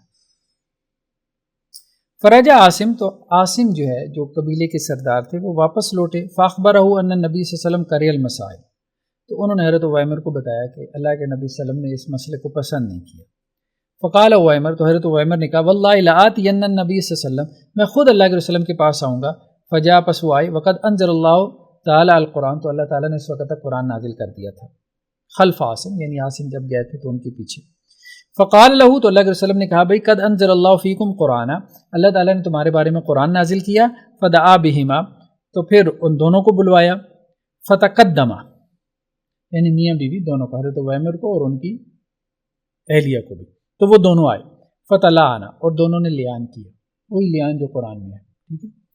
ثم قال عویمر، پھر عویمر نے کہا کذبت علیہ یا رسول اللہ ان امسکت، تو اللہ کے وسلم اگر میں اب اس کو لیان کے بعد بھی اپنی زوجیت میں رکھوں تو پھر میں تو جھوٹا ہوں، سیدھی سی بات ہے۔ تو ففارقہ، تو انہوں نے بیوی کو کیا کیا، جدا کر دیا۔ ولم یامر النبی صلی اللہ علیہ وسلم بفراقہ، اللہ کے نبی صلی اللہ علیہ وسلم نے انہیں یہ حکم نہیں دیا تھا کہ آپ اپنی بیوی کو اب جدا کریں۔ فجرت السنہ فی المطلقین، تو پھر جو لیان کرتے تھے ان کے بارے میں یہی سنت جاری ہو گئی، یعنی بعد میں خلفائے راشدین کے دور میں بھی، کہ لیان کے بعد وہ کیا ہو جاتے تھے، علیحدہ ہو جاتے تھے، سیپریشن ہو جاتی تھی، یعنی اتنی بڑی بات کر دی اب، تو اب اس کے بعد ساتھ رہنے کا کوئی جواز نہیں، ایک دوسرے کے اوپر لعنتیں بھیج دی ہیں، وہ بھی اللہ کی لعنتیں، وہ بھی ایک نہیں، چار چار مرتبہ۔ وقال النبی صلی اللہ علیہ وسلم، اور اللہ کے نبی صلی اللہ علیہ وسلم فرمایا انظروا، کہ اس کو دیکھو، فإن جاءت به احمر قصیرا مثل وحرا، کہ اگر اس کے بیٹا ایسا ہوتا ہے، یعنی وہ جو خاتون ہے اگر وہ ایسا بیٹا لے کے آتی ہے، پیدا کرتی ہے کہ جو سرخ رنگ کا ہے اور چھوٹے قد کا ہے، جیسے کیڑا ہوتا ہے، زمین کا کیڑا، یعنی چھوٹے قد کا، یہی مراد، فلا اراء الا قد کذب، تو پھر میں یہی سمجھوں گا کہ عویمر نے جھوٹ بولا ہے، یعنی وہ بچہ جو ہے وہ اپنے باپ پر ہے۔ اس دور میں قیافہ چلتا تھا، ٹھیک ہے، آج بھی خیر بہرحال شکل و شباہت سے جو ہے وہ پتہ چل جاتا ہے۔ وَإِن جَاءَتْ بِهِ أَصْحَمَ، اور اگر وہ عورت ایسا بچہ پیدا کرتی ہے کہ جو کالے رنگ کا ہے، اعین، موٹی آنکھوں والا ہے، ذا الیتین، اور اس کے جو سرین ہیں وہ بھاری ہیں، تو فلا احسب الا قد صدق علیہا، تو پھر میرے خیال میں عویمر جو ہے وہ سچا ہے، اپنی بیوی کے بارے میں سچا ہے، کیونکہ اب اس کی مشابہت بچے کی اس مرد کے ساتھ ہے کہ جس کے بارے میں وہ کہہ رہا ہے کہ اس کے ساتھ میری بیوی ملوث تھی۔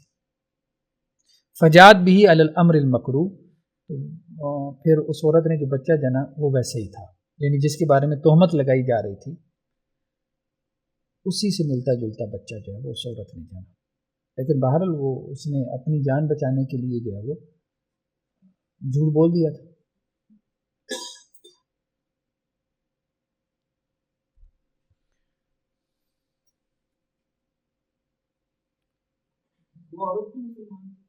ساری بات، سارے عدالتوں میں جھوٹی قسمیں اٹھا رہے ہیں، مسلمان ہی ہیں جھوٹی قسمیں اٹھا رہے ہیں سارے مسلمان ہی۔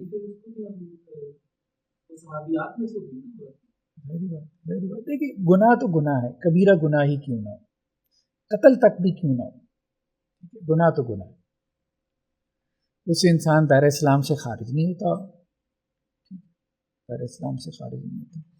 اللہ کے رسول صلی اللہ علیہ وسلم نے ہاں یہ کہا تھا،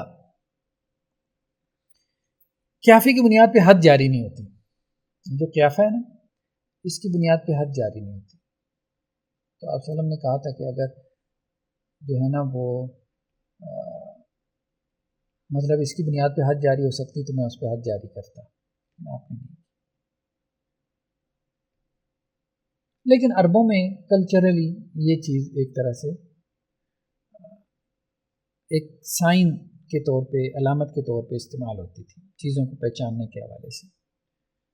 تو اس لیے حدود میں چونکہ کہا گیا کہ شبہات کی وجہ سے آپ ان کو دور کر دیں، دفع کر دیں. اس لیے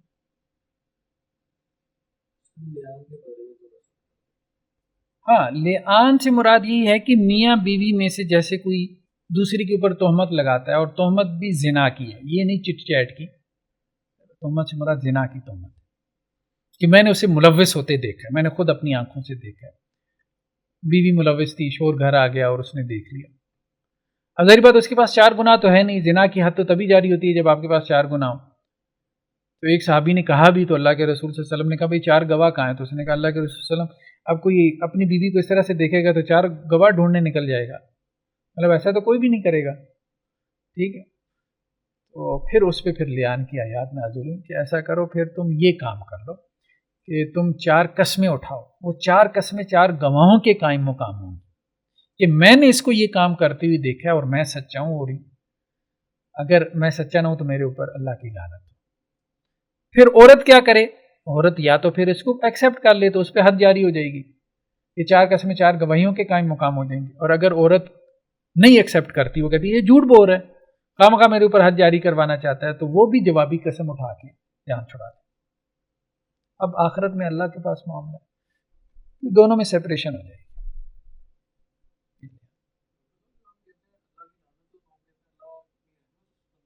ہاں، لعنت کا مطلب یہ ہوتا ہے کہ اللہ تم پہ اپنی رحمت نہ کرے. نہیں، یہ نہیں کہہ سکتے. دیکھیں مخصوص وقت کے لیے بھی ہو سکتا ہے کہ اللہ کی رحمت نہ ہو.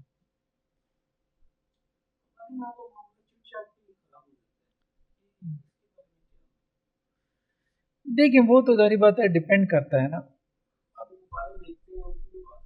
ہاں، خراب ہو جاتی ہے. اب یہ اخلاقی کرپشن بہت زیادہ ہو گئی ہے، خاص طور پہ چٹ چیٹ تو بہت زیادہ ہو گئی ہے، بہت زیادہ ہو گئی ہے جب سے یہ واٹس ایپ آیا ہے، میسنجر آیا ہے.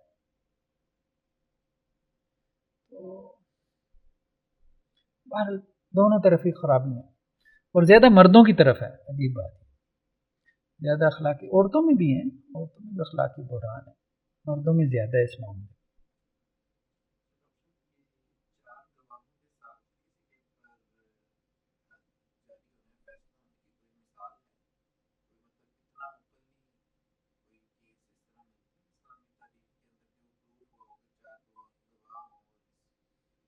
عموماً جو ہے نا، جو حدیں آپ وسلم کے زمانے میں جاری کی گئی وہ اقرار کی بنیاد پہ، کہ کسی نے آ کے اقرار کیا کہ مجھ سے یہ غلطی ہو گئی اور مجھے پاک صاف کر دیں، ایسا ہوا.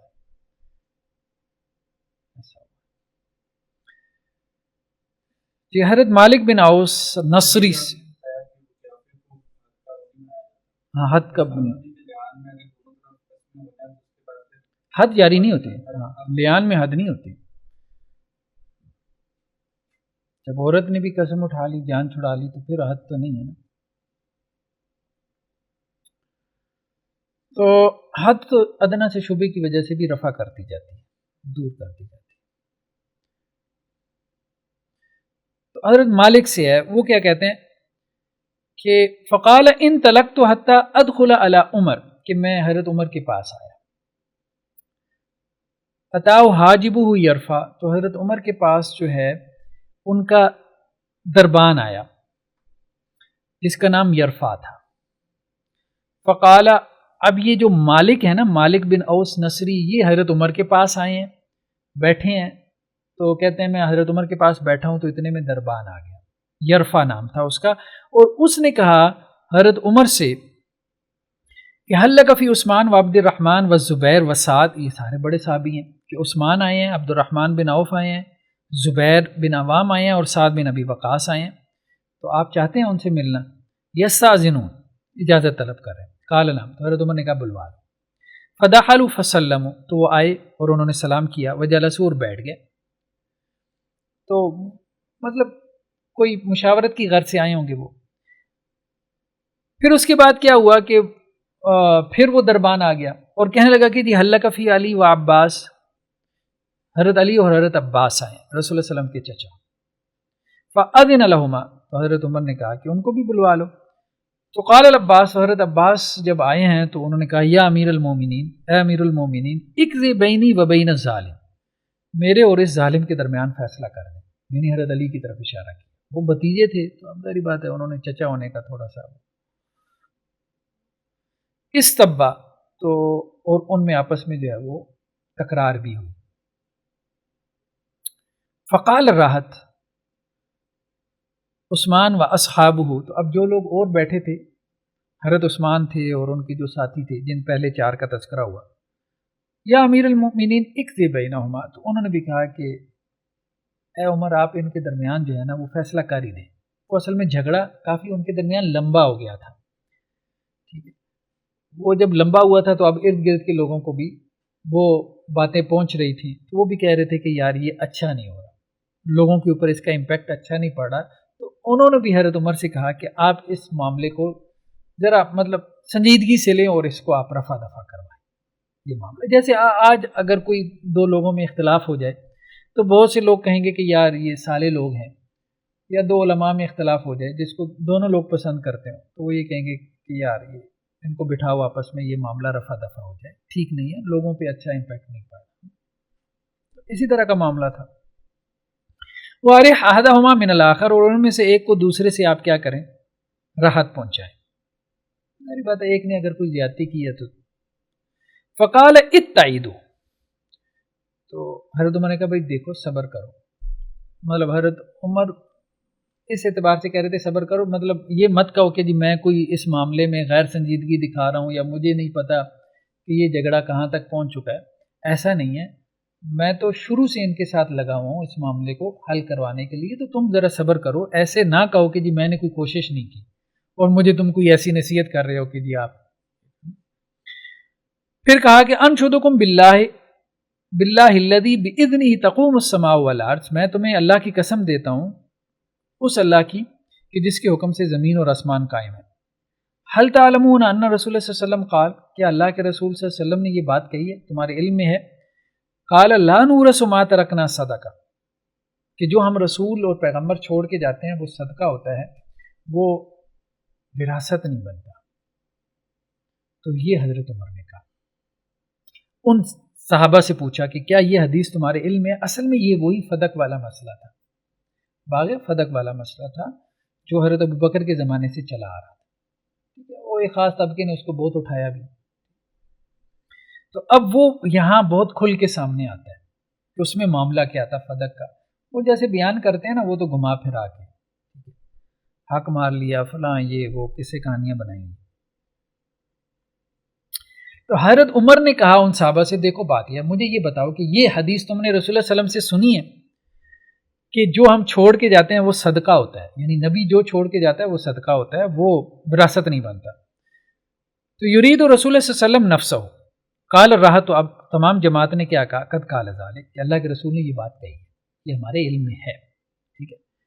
فاقبل عمر علی علی و عباس، اب حضرت عمر جو ہے وہ حضرت علی اور حضرت عباس رضی اللہ عنہما کی طرف متوجہ ہوئی. فقال انشدکما باللہ، تمہیں بھی میں اللہ کی قسم دے کے پوچھتا ہوں، هل تعلمان ان رسول اللہ صلی اللہ علیہ وسلم قال ذلک، کیا تمہارے علم میں ہے کہ اللہ کے رسول نے یہ کہا تھا کہ جو ہم چھوڑ کے جاتے ہیں وہ صدقہ ہوتا ہے، کوئی وراثت نہیں ہے؟ قال نعم، تو دونوں نے کہا اللہ کے رسول نے یہ کہا تھا. قال عمر، حضرت عمر نے کہا فإنی محدثکم عن هذا الامر، دیکھو میں تو تمہیں شروع سے یہی بات، بعض دوسری روایتوں میں بھی ہے کہ حضرت عمر نے یہ بات کہی کہ میں تمہیں شروع سے یہ بات کہے چلے آ رہا ہوں. کیا ان اللہ کان خص رسول اللہ صلی اللہ علیہ وسلم فی هذا المال بشیء لم یؤتہ احدا غیرہ، کہ اللہ تعالیٰ نے یہ جو مال تھا، ٹھیک ہے، مال فے تھا اور اسی طرح مال غنیمت میں بھی آپ صلی اللہ علیہ وسلم کا حصہ ہوتا تھا، یہ اللہ تعالیٰ نے اپنے نبی کے لیے خاص کیا، اور یعنی ایک حصہ آپ صلی اللہ علیہ وسلم کے لیے خاص تھا اور اس میں کوئی اور شامل نہیں تھا، ایسا ہی تھا. فإن اللہ یقول، جیسے اللہ تعالیٰ یہ کہہ رہے ہیں ما افاء اللہ علی رسولہ منہم فما اوجفتم، کہ اللہ تعالیٰ نے اپنے رسول کے ہاتھ جو لگوا دیا جس پہ تم نے گھوڑے وغیرہ نہیں دوڑائے تھے، فکانت ھذہ خالصۃ لرسول اللہ صلی اللہ علیہ وسلم، یہ اللہ کے رسول صلی اللہ علیہ وسلم کے لیے خاص تھا. ایک بات تو یہ ہو گئی. اب حضرت عمر اس سارے چیز کو دیکھو، ایک بات تو طے ہو گئی، ہمارے درمیان اس میں اتفاق ہے کہ اللہ کے وسلم کے لیے ایک حصہ خاص تھا، ٹھیک ہے، مال فے میں بھی سی تھا، غنیمت میں سے بھی تھا، اس میں کوئی اور شریک نہیں تھا. واللہ محتاجہ دونکم ولستأثر بها علیکم، کہ اللہ کے رسول صلی اللہ علیہ وسلم نے اسے تم سے بچا بچا کے ذخیرہ نہیں کیا. دوسری بات یہ ہے کہ آپ صلی اللہ علیہ وسلم نے وہ مال جو آپ کا حصہ تھا اس کو آپ صلی اللہ علیہ وسلم نے تم سے بچا کے ذخیرہ نہیں کیا، یعنی تم اہل بیت سے. حضرت عمر کے کہنے کا مقصد یہ تھا کہ اللہ کے رسول نے تم پہ خرچ کیا، یعنی اپنی زندگی میں وہ مال جو آپ صلی اللہ علیہ وسلم کا حصہ تھا بات اپنی بیویوں پہ بھی خرچ کرتے رہے، اپنی بیٹیوں کو بھی دیتے رہے. ٹھیک ہے، تو یہ حضرت عمر نے کہا. پھر اللہ کی قسم جو ہے آپ صلی اللہ علیہ وسلم نے اس مال کو تم سے بچا کے ذخیرہ نہیں کیا، وَلَسَّأْسِرَ بِهَا عَلَيْكُمْ، اور نہ ہی تمہارے اوپر کسی کو ترجیح دی. ٹھیک ہے، کہ تمہیں چھوڑ کے وہ سارا مال جو ہے وہ آپ صلی اللہ علیہ وسلم نے جو ہے وہ صدقہ کر دیا. اپنی زندگی میں آپ صلی اللہ علیہ وسلم نے ایسا بھی نہیں کیا. وَقَدْ آتَاكُمُوهَا وَبَثَّهَا فِيكُمْ، آپ صلی اللہ علیہ وسلم نے وہ تمہیں دیا اور اس میں جو ہے وہ ایسے جیسے وہ اپنے خاندان میں اللہ کے رسول صلی اللہ علیہ وسلم نے وہ خوب دیا، بکھیر دیا. حتیٰ باقی منا حاضل مال، یعنی آپ صلی اللہ علیہ وسلم کی زندگی میں تو یہ تھا کہ اس میں سے اللہ کے رسول صلی اللہ علیہ وسلم دیتے رہے، تم سب کو دیتے رہے، لیکن اس میں سے کچھ باقی رہ گیا، یعنی کچھ تو تمہارے اوپر لگ گیا. اب یہ بھی تو نہ کہو کہ ہمیں کچھ ملا نہیں ہے. اب بات سمجھ رہے حضرت عمر کیسے اس کو بلڈ کر رہے. اب یہ تاثر نہ پھیلاؤ کہ تمہیں اس میں سے کچھ ملا نہیں ہے، کچھ تو رسول اللہ نے اپنی زندگی میں تمہارے اوپر خرچ کر دیا، تو جو خرچ ہو گیا وہ تو خرچ ہو گیا، ہاں کچھ اس میں سے باقی رہ گیا، وہ ٹھیک ہے. اب اس کا معاملہ کیا ہے؟ وَقَانَ نبی صلی اللہ علیہ وسلم يُنْفِقُ عَلَىٰ أَهْلِهِ نَفَقَةَ سَنَتِهِمْ مِنْ هَذَا الْمَالِ، کہ آپ صلی اللہ علیہ وسلم کا معاملہ یہ تھا، یا آپ کی سنت یہ تھی کہ آپ اس مال میں سے، یہ جو آپ کا حصہ ہوتا تھا، اس میں سے اپنے گھر والوں کے لیے 1 سال کا نفقہ نکال لیتے تھے، یعنی 1 سال کا نفقہ آپ سب کو دیتے تھے، اپنے گھر والوں کو اس مال میں سے. ثم یاخذ ما بقیہ، پھر جو باقی بچ جاتا تھا نا، فیجعلہ مجعل مال اللہ، اس کو پھر اللہ کے رسول صلی اللہ علیہ وسلم اللہ کا مال شمار کرتے تھے اور اللہ کے مال میں ملا دیتے تھے، یعنی بیت المال میں. تو گویا رسول اللہ صلی اللہ علیہ وسلم کی سنت یہ تھی کہ سال کا خرچہ نکال کے باقی مال بیت المال میں جمع کر دیا، یعنی تمہاری ضرورت کا تمہیں دے دیا، اور باقی جو ہے وہ آپ صلی اللہ علیہ وسلم نے اپنا حصہ کیا کیا، بیت المال میں. یہی کام حضرت ابو بکر نے کیا، یہ نہیں تھا کہ حضرت ابو بکر نے نہیں دیا. حضرت ابو بکر نے کہا تھا رضی اللہ عنہ، یہ رسول اللہ صلی اللہ علیہ وسلم کی سنت رہی ہے، سال کا خرچہ میں تمہیں دیا کروں گا، سب کو کہا، اور دیتے بھی رہے. لیکن تم کہو کہ جی سارا ہم تمہارے حوالے کر دیں، تو یہ آپ صلی اللہ علیہ وسلم کی حدیث اس میں رکاوٹ ہے. تم ہر سال میں جو ہے اس میں سے ظاہری بات ہے وہ مال آگے جنریٹ بھی تو کر رہا تھا نا، ٹھیک ہے، اس میں بڑھوتری تو بھی ہو رہی تھی. جیسے اگر باغات تھے فدق میں، کھجوروں کے باغات تھے تو کھجور پیدا ہو رہی تھی، اسی طرح سے. حضرت ابو بکر نے کہا کہ یہ سال کا تمہیں ملتا رہے گا، اب جو باقی بچ جائے گا وہ ہم پبلک انٹرسٹ میں لگا دیں گے، اگلے سال کا پھر آپ کو مل جائے گا. یہ صورتحال تھی جو حضرت ابو بکر نے بھی جاری کی، صرف اس وجہ سے کہ یہ رسول اللہ صلی اللہ علیہ وسلم کی سنت تھی اور میں رسول اللہ صلی اللہ علیہ وسلم کی سنت کو ہی فالو کروں گا. حضرت ابو بکر نے یہ سٹینڈ لیا تھا. وہ کہتے ہیں نا کہ فاطمہ رضی اللہ عنہ آئی تھیں اور حضرت ابو بکر نے نہیں دیا اور بڑی زیادتی کی، یہ وہ. اصل میں بیسیکلی یہ پیچھے مسئلہ تھا. ایک تو یہ حدیث تھی کہ وہ صدقہ ہوتا ہے، لیکن اس صدقہ ہونے کا مطلب یہ بھی نہیں تھا کہ کچھ بھی نہیں دیا، یہ بھی نہیں تھا، سال کا خرچہ دیا جاتا تھا. پھر حضرت عمر کیا کہتے ہیں؟ فعمل النبی صلی اللہ علیہ وسلم بذالک حیاتہ، کہ اللہ کے نبی صلی اللہ علیہ وسلم نے اپنی زندگی میں یہی کام کیا. انشدکم باللہ هل تعلمون ذالک، میں تمہیں اللہ کی قسم دے کے کہتا ہوں کیا تمہیں اس کا علم ہے؟ فقالوا نعم، تو سب صحابہ نے کہا اللہ ہمارے علم میں ہے کہ آپ صلی اللہ علیہ وسلم یہی کام کرتے تھے، سال کا خرچہ نکال کے باقی فی سبیل اللہ اس کو خرچ کرتے. ثم قال علی و عباس، پھر حضرت عمر نے حضرت علی اور حضرت عباس سے کہا انشدکما اللہ، میں تمہیں بھی اللہ کی قسم جو ہے وہ دے کے کہتا ہوں، هل تعلمان ذالک، کیا تمہارے علم میں ہے یہ بات کہ اللہ کے رسول نے ایسا کیا؟ قالا نعم، تو دونوں نے کہا ہمارے علم میں.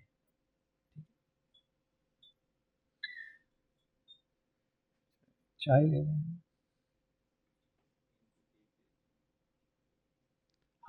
ہاں یار یہ مٹھائی بھی آئی ہے، یہ بھی بانٹے ہیں.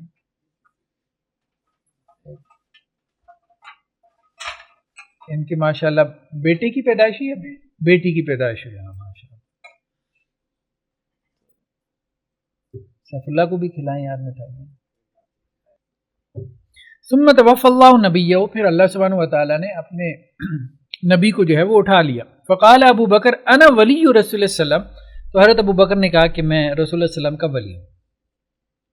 فقبض ابو بکر، تو حضرت ابو بکر چونکہ آپ صلی اللہ علیہ وسلم کے بعد خلیفہ تھے تو انہوں نے وہ جو آپ صلی اللہ علیہ وسلم کا جو مال تھا وہ اس میں بیت المال میں یا بطور خلیفہ جو ہے وہ اپنے ہاتھ میں لے لیا.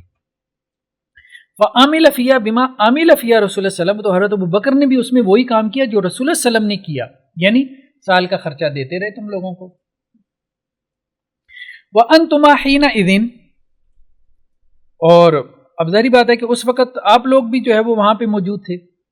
وَأَقْبَلَ عَلَىٰ عَلِيٍّ وَعَبَّاسٍ تَزْعُمَانِ أَنَّ أَبَا بَكْرٍ فِيَّا كَذَا، پھر جو ہے وہ حضرت عمر، حضرت علی اور حضرت عباس رضی اللہ عنہما کی طرف متوجہ ہوئے اور کہا کہ آپ لوگوں کا گمان ہے ابو بکر کے بارے میں کہ انہوں نے یہ کیا. یعنی حضرت ابو بکر نے جو کیا، خیر وہ تو انہوں نے تو کیا جو اللہ کے رسول صلی اللہ علیہ وسلم نے کیا تھا، لیکن آپ لوگوں کو تھوڑی سی رنجش تھی کہ حضرت ابو بکر نے ہمیں وہ مال ہمارے ہینڈ اوور کیوں نہیں کیا. یہ معاملہ یہاں تک پہنچ گیا. حضرت ابو بکر رضی اللہ عنہ کا 2 سال کا یہ عرصہ تھا. پھر کیا ہوا؟ واللہ یعلم انہ فیہا صادق بار راشد تابع للحق، اور اللہ کی قسم اللہ جانتا ہے کہ حضرت ابو بکر اس معاملے میں بالکل سچے تھے، کھرے تھے، نیکوکار تھے، صحیح رستے پہ تھے اور حق کی اتباع کرنے والے تھے. انہوں نے کوئی زیادتی نہیں کی تم لوگوں کے ساتھ. مطلب دیکھیں نا یہ کتنے 4 تو لفظ استعمال کر دیا، صادق بار راشد تابع للحق. ثم توفى الله ابا بکر، پھر اللہ تعالیٰ نے حضرت ابو بکر کو بھی اٹھا لیا. وَأَمْرُكُمَا جَمِيعٌ، لیکن آپ دونوں ایک معاملے میں متفق تھے کہ ہم نے یہ لینا ہے. ٹھیک ہے، یعنی حضرت علی اور حضرت عباس رضی اللہ. جئتنی تسألنی نصیبک من ابن اخیک، تو آپ آئے میرے پاس اور آپ اپنے بھائی کے بیٹے کا حصہ مانگ رہے تھے، یعنی بھتیجے کا. حضرت عباس رضی اللہ عنہ کے بھتیجے تھے رسول اللہ صلی اللہ علیہ وسلم. جی اچھا، ہاں کہاں تھا؟ ہاں یہ تھا، ٹھیک ہے. ثم توفى الله ابا بکر، پھر اللہ تعالیٰ نے حضرت ابو بکر کو بھی اٹھا لیا. فقلت انا ولی رسول اللہ صلی اللہ علیہ وسلم، تو میں نے کہا کہ میں اللہ کے رسول صلی اللہ علیہ وسلم کا بھی ولی ہوں اور ابو بکر کا. فقبضتها، تو میں نے وہ مال اپنے ہاتھ میں لے لیا. سنتین، 2 سال تک میرے پاس رہا. اعمل فیہا بما عمل بھی رسول اللہ صلی اللہ علیہ وسلم و ابو بکر، تو میں بھی وہی کام کرتا رہا جو اللہ کے رسول وسلم نے کیا یا ابو بکر نے کیا، یعنی 1 سال کا خرچہ تم لوگوں کو دیتا رہا. باقی جو ہے وہ ہم بیت المال میں عام لوگوں میں اس کو لگا دیتے تھے. ثم جئتمانی، پھر تم میرے پاس آئے. وکلمتکما علی کلمۃ واحدہ، اور تمہاری بات ایک ہی بات تھی اور تم دونوں متفق تھے. یعنی اس وقت تمہارا کوئی جھگڑا نہیں تھا آپس میں. آپس کا جھگڑا ابھی جو آئے ہیں تو یہ تو بعد میں پیدا ہوا نا، اس سے پہلے تو اتفاق تھا، اور وہ اتفاق اس بات پہ تھا کہ آپ یہ ہمارے ہینڈ اوور کر دیں، ہم اس کو سنبھال لیں گے. جئتنی تسألنی نصیبک من ابن اخیک، آپ آئے میرے پاس، یعنی حضرت عباس رضی اللہ عنہ کی طرف اشارہ کیا حضرت عمر نے، آپ اپنے بھتیجے کا حصہ مانگ رہے تھے. واتانی ھذا یسألنی نصیب امرأتہ من ابیہا، اور یہ یعنی علی آئے میرے پاس جو کہ سوال کر رہے تھے اپنی بیوی کا حصہ جو انہیں والد سے ملا، یعنی حضرت فاطمہ کا حصہ. شوہر کا بھی حصہ ہوتا ہے. فقلت ان شئتما دفعتہما الیکم، تو میں نے تمہیں اس وقت یہ بات کہی تھی، یعنی پرانی بات حضرت عمر یاد کروا رہے ہیں کہ اگر تم چاہتے ہو تو میں تمہیں یہ ہینڈ اوور کر دیتا ہوں. ٹھیک ہے، یہ زمینیں، یہ باغات میں تمہیں ہینڈ اوور کر دیتا ہوں. اصل میں یہ خیبر کی بھی زمینیں تھیں اور کچھ اور بھی زمینیں تھیں، فدق کی بھی تھیں، خیبر کی بھی تھیں، تو ملا جلا یہ تھا معاملہ. اچھا کہاں تک پہنچے تھے؟ ہاں، میں نے کہا کہ اگر تم چاہو تو میں اس کو تمہارے حوالے کر دیتا ہوں. الا ان علیکما عہد اللہ و میثاقہ، لیکن میں تمہیں یہ کہہ رہا ہوں کہ اللہ کا وعدہ اور اللہ کا میثاق یہ تمہارے اوپر لازم ہے. یعنی اللہ کا وعدہ لے کے میں تمہارے حوالے کروں گا. کیا وعدہ لوں گا؟ لَتَعْمَلَانِ فِيهَا بِمَا عَمِلَ بِهِ رسول اللہ صلی اللہ علیہ وسلم وَبِمَا عَمِلَ فِيهَا ابو بکر، کہ جو اللہ کے رسول وسلم کی سنت تھی، جو ابو بکر کی سنت تھی، تم دونوں حضرات جو ہے وہ اس میں اس کو جاری کرو. یہ حضرت عمر نے کہا، یعنی 1 سال کا خرچہ اپنا نکال لو، اور بھی اہل بیت ہیں ان کے لیے بھی نکال لیں، لیکن باقی جو ہے وہ آپ اس کو پبلک انٹرسٹ میں خرچ کر دیں. یہ اگر آپ مجھے اللہ کا وعدہ دیتے ہیں نا، تو میں یہ آپ لوگوں کے ہینڈ اوور کر دیتا ہوں. مجھے کوئی منتظم بننے کا شوق نہیں ہے کہ میں اس کا انتظام اپنے اس میں لوں. تو حضرت عمر نے کہا میں نے اس وقت آپ کو یہ بات کہی تھی دونوں کو. وَبِمَا عَمِلْتُ فِيهَا مُنْذُ وَلِيتُهَا، اور یہ بھی میں نے کہا تھا کہ جو اللہ کے رسول نے کہا، جو ابو بکر نے کیا، اور جو میں نے جب سے میں ولی بناؤں 2 سال تک تو حضرت عمر نے بھی کیا. وَإِلَّا فَلَا تُكَلِّمَانِي فِيهَا، اور اگر آپ نے یہ وعدہ مجھے نہیں دینا نا تو مجھ سے اس بارے میں گفتگو نہ کرو. تو حضرت عمر تو ظاہر بات ہے اسٹریٹ فارورڈ سے پھر فَقُلْتُمَا اِدْفَعَا إِلَيْنَا بِذَلِكَ، تو تم دونوں نے کہا کہ وہ حصہ آپ ہمارے حوالے کر دیں، ہم آپ کو وعدہ دیتے ہیں کہ ہم وہی سنت جاری کریں. فَدَفَعْتُهَا إِلَيْكُمَا، تو میں نے آپ دونوں کے حوالے کر دیا. وہ حصہ دے بھی دیا تھا حضرت عمر نے. ٹھیک ہے، میرے خیال میں بڑا حصہ تھا اس کا جو دے دیا تھا، بڑا حصہ تھا جو وہ طلب کر رہے تھے نا، وہ دے دیا تھا. ہاں، انتظام سنبھالنے کے لیے مطلب ان کے حوالے ہی کر دیا نا کہ اب آپ جانیں، دے ہی دیا تھا. اچھا، اب کیا ہوا کہ فَدَفَعْتُهَا إِلَيْكُمَا، تو میں نے وہ تم دونوں کے سپورٹ کر دیا. بِذَالِكَ، یعنی وہ جو تھا. أَنْشُدُكُمْ بِاللَّهِ، میں تمہیں اللہ کی قسم دے کے کہتا ہوں، هَلْ دَفَعْتُهَا إِلَيْهِمَا بِذَالِكَ، یعنی ان لوگوں سے بھی کہا کہ دیکھو اللہ کی قسم دے کے کہتا ہوں کہ کیا میں نے ان دونوں کے حوالے کر دیا تھا. اچھا، اس پوری حدیث کو پڑھنے کے بعد شاید یہ بھی اندازہ ہوتا ہے کہ یہ لوگ بھی میرے خیال میں ایسے لگتا ہے جیسے اس مقصد سے آئے تھے کہ یہ مسئلہ حل ہو، تو وہ پہلے پہنچ گئے تو وہ دونوں حضرات بعد میں آئے.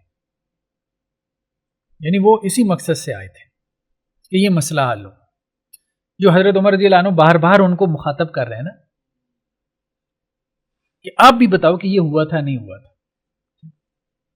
قال راحت، تو تمام جماعت نے کہا نام، ہاں ایسا ہی ہوا تھا اے عمر، آپ نے وہ حصہ ان دونوں کے حوالے کر دیا. فاقبل علی علی و عباس، پھر حضرت عمر حضرت علی اور عباس رضی اللہ عنہ کی طرف متوجہ ہوئی. فقال انشدکما باللہ، کہ میں تمہیں اللہ کی قسم دے کے کہتا ہوں، هل دفعتها الیکما بذلک، کیا میں نے تمہیں دے نہیں دیا تھا وہ؟ پھر قال نعم، تو دونوں نے کہا ہاں. ظاہری بات ہے اسی کا تو اختلاف لے کے آئے ہیں.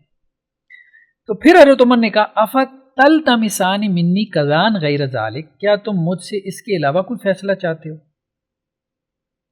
یعنی میرا فیصلہ تو اس کے علاوہ کوئی نہیں. ٹھیک ہے، یہی میں کر سکتا تھا، وہ میں نے تمہارے ہینڈ اوور کر دیا. اب آپ یہ کہتے ہو کہ جی ہم دونوں میں بھی آگے تقسیم ہو، اتنا میرا بنتا ہے، فلاں کا اتنا بنتا ہے، تو میں تو اس حق میں ہی نہیں تھا کہ آپ یہ لے کے جاؤ. میں تو اس حق میں ہی نہیں تھا کہ آپ یہ لے کے جاؤ. خلیفہ کو ہی ایڈمنسٹریٹو رہنے دو اور آپ لوگوں کو سال کا ملتا رہتا، کوئی جھگڑا پیدا ہی نہیں ہونا تھا. اب جب آپ اپنی مرضی سے لے گئے ہو، اب آپ لوگوں میں اختلاف ہوا ہے، اب آپ کہتے ہو کہ جی ہم آپ کا اختلاف حل کریں، تو ہمارا جو فیصلہ تھا وہ تو آپ لوگوں نے مانا ہی نہیں کہ آپ لے کے ہی نہ جاؤ، بس سال کا خرچہ لیتے رہو.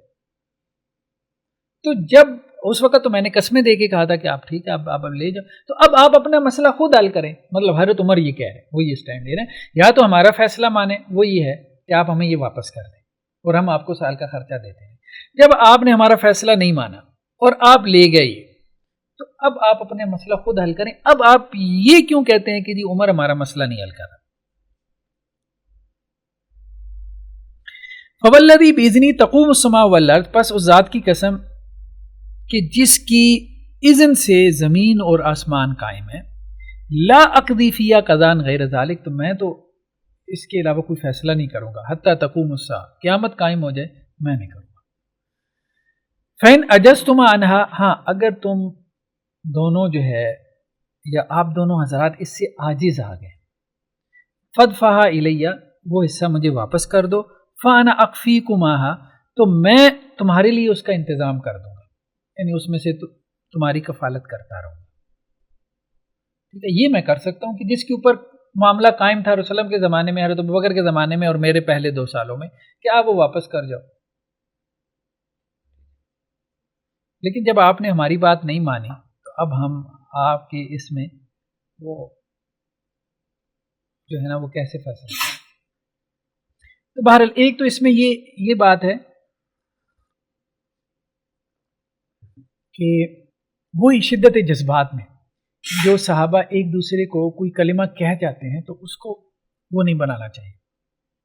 جیسے حضرت عباس نے حضرت علی کے لیے ظالم کا لفظ استعمال کر دیا شدت جذبات میں، اس کو موضوع بحث نہیں بنانا چاہیے. یہی غلطی اصل میں انجینئر محمد علی مرزا نے کی. اب یہاں تو اہل بیت کا مسئلہ آ گیا نا، تو یہ تو روایتیں وہ چھپا گیا، لیکن جہاں پہ کسی اور صحابی کا مسئلہ ہے اس کو خوب اچھالا، دیکھو جی صحابہ یہ کرتے تھے.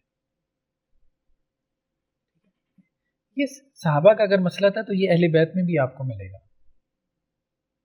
یہ انسانی نیچر ہے کہ بعض اوقات انسان کے اوپر جذبات غالب آ جاتے ہیں، اور ایسی باتوں کا جو عارضی کلمات ہوتے ہیں ان کا اعتبار نہیں ہوتا کہ آپ ان کو بنیاد بنا کے کسی کی پوری شخصیت جو ہے نا وہ اس کے بارے میں کوئی ایک ویو پوائنٹ دے دیں. یہاں پہ بھی وہی سب و شتم کے الفاظ ہیں، استبا دونوں نے جو ہے وہ، اب انہوں نے اچھا ترجمہ کیا کہ تکرار کی، بس ٹھیک ہے.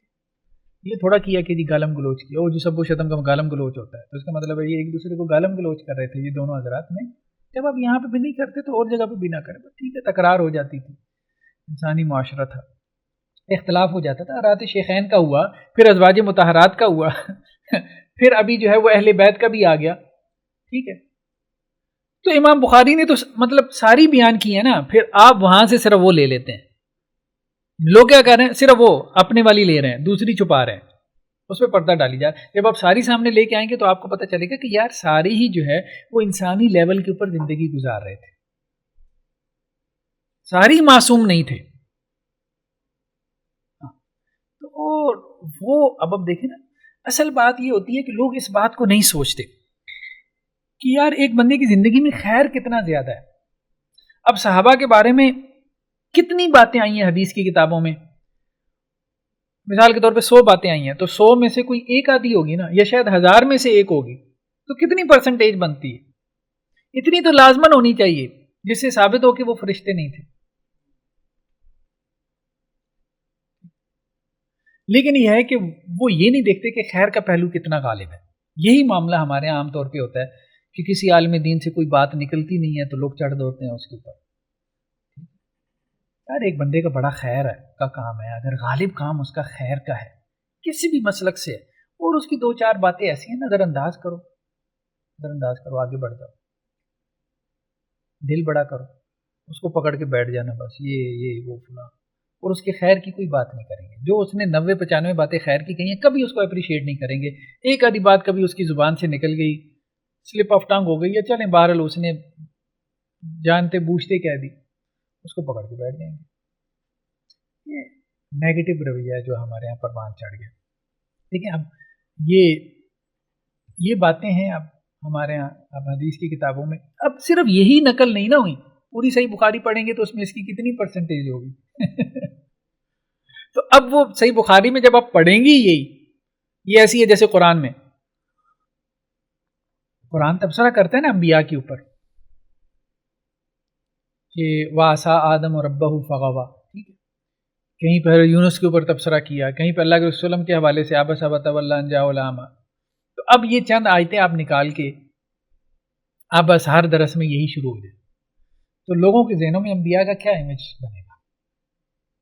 حضرت یونس کا تذکرہ کر دیا، مچھلی کی پیٹ کے حوالے سے جو قرآن کا تبصرہ تھا. ٹھیک ہے، حضرت آدم کا جو ہے وہ ذکر کر دیا جب انہوں نے غلطی سے جو ہے وہ درخت کا پھل کھا لیا. رسول اللہ علیہ وسلم کا تذکرہ کر دیا جب ابن ام مکتوم سے آپ صلی اللہ علیہ وسلم نے جو ہے وہ توجہ نہیں کی ان کی طرف.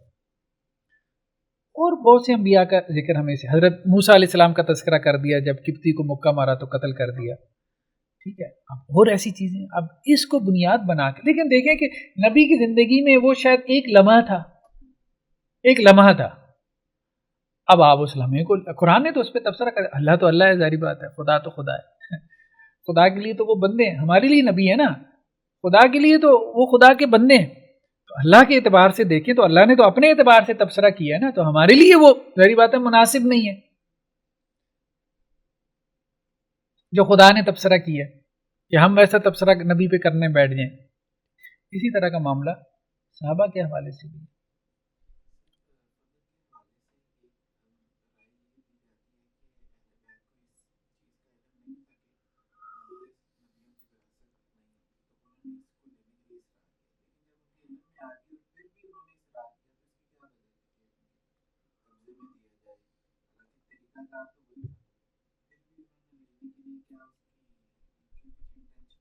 لیکن اس میں یہی چیز تھی، وہ یہ کہتے تھے کہ اصل مسئلہ انتظام و انصرام کا ہے، جیسا کہ ابو بکر بھی کہہ رہے ہیں، عمر بھی کہہ رہے ہیں رضی اللہ عنہ کہ مسئلہ انتظام و انصرام کا ہے، ہم خرچے آپ کو دیتے رہیں گے. تو انہوں نے یہ بات کہی کہ ہم یہ خود کر لیتے ہیں، انتظام و انصرام کا معاملہ ہے نا، تو ہم یہ خود کر لیتے ہیں. اور حضرت عمر کا یہاں پہ جو تبصرہ ہے نا، تو وہ یہ کہہ رہے ہیں کہ ابو بکر کے بارے میں بھی آپ کا گمان اچھا نہیں تھا، کیونکہ شیطان وسوسہ ڈال دیتا ہے، شیطان وسوسہ ڈال دیتا ہے، یہ بات وسوسہ آ جاتا ہے دل میں، تو بڑی محنت کرنی پڑتی ہے وسوسے سے بچنے کے لیے.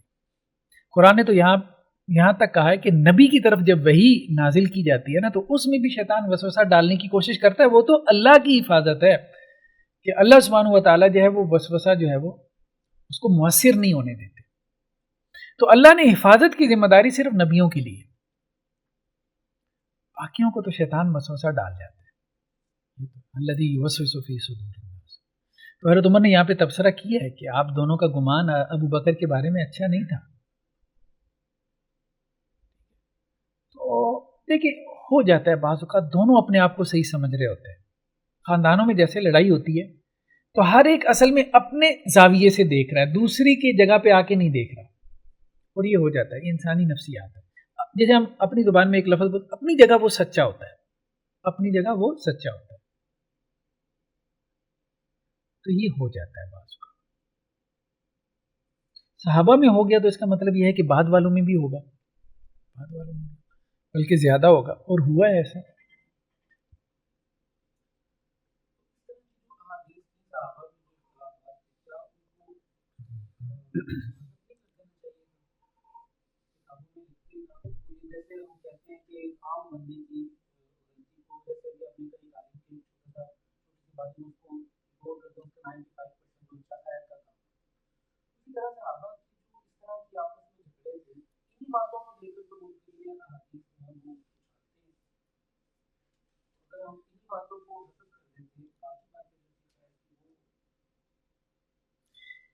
دیکھیں قرآن نے ایک جگہ پہ سورہ نور میں ایک تبصرہ کیا ہے واقعہ عفق کے اوپر کہ اے مسلمانوں تم سمجھ رہے ہو کہ یہ برا ہوا ہے، لیکن اللہ کا تبصرہ یہ ہے کہ اس میں خیر کا پہلو ہے.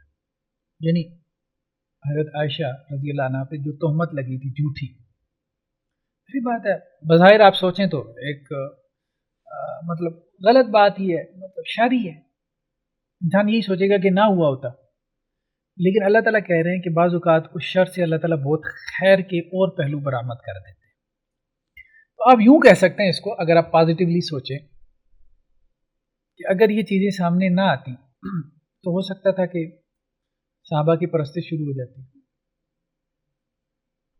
آپ کے گلی گلی محلے محلے مزار بنے ہوئے ہیں نا، پوجا پاٹ ہو رہی ہے نا، اللہ کا شکر ہے کسی صحابی کا نہیں بنا ہوا.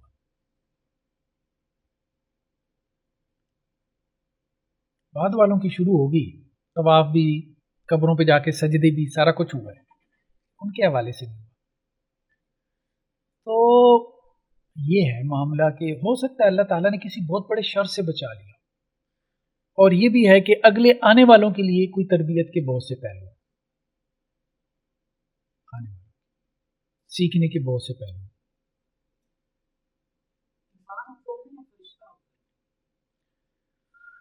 نہیں مطلقاً کوئی بات نہیں کر سکتے آپ، مطلقاً کوئی بات نہیں کر سکتے. اگر ایمان ہے اس کے اندر اور آخرت اس کی اچھی ہے تو آپ کہہ سکتے ہیں کہ انسان افضل ہے.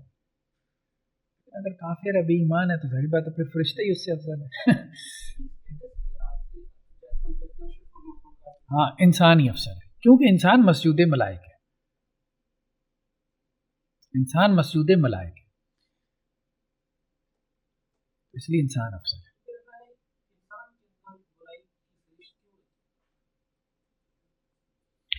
دیکھیے محض خیر جو ہے نا، محض خیر اور ایک یہ ہے کہ شر کے ساتھ خیر، تو دونوں میں بہت فرق ہے۔ اب روبوٹ ہے، جو آپ نے اس کے اندر جو ہے وہ فیڈ کر دیا، اس نے اس کے مطابق جو ہے وہ چلنا۔ انسان کے پاس یہ جو اختیار ہے نا، اور اختیار کی وجہ سے وہ جو خیر کو اختیار کرتا ہے، اس اعتبار سے افضل ہے۔ ہاروت اور ماروت کے قصے میں بعض لوگوں نے کہا ہے، اگرچہ وہ روایتیں جو ہے نا وہ اسرائیلی ہیں، لیکن ہم یہ نہیں کہہ رہے کہ وہ روایتیں ٹھیک ہیں، لیکن اس کی بنیاد پہ ہم ایک بات کر سکتے ہیں، اگر فرشتے یہاں انسان بنا کے بھیج دیے جائیں نا، تو شاید اتنا اچھا پرفارم نہ کر سکیں جتنا کہ یہاں پہ اہل ایمان نے پرفارم کیا۔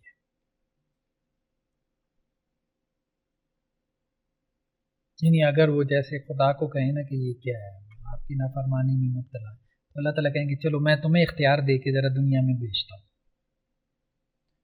پھر تمہیں پتہ چلے کہ کتنی بڑی آزمائش ہے۔ وہ تو اس آزمائش سے گزرے نہیں، بہت بڑی بات ہے۔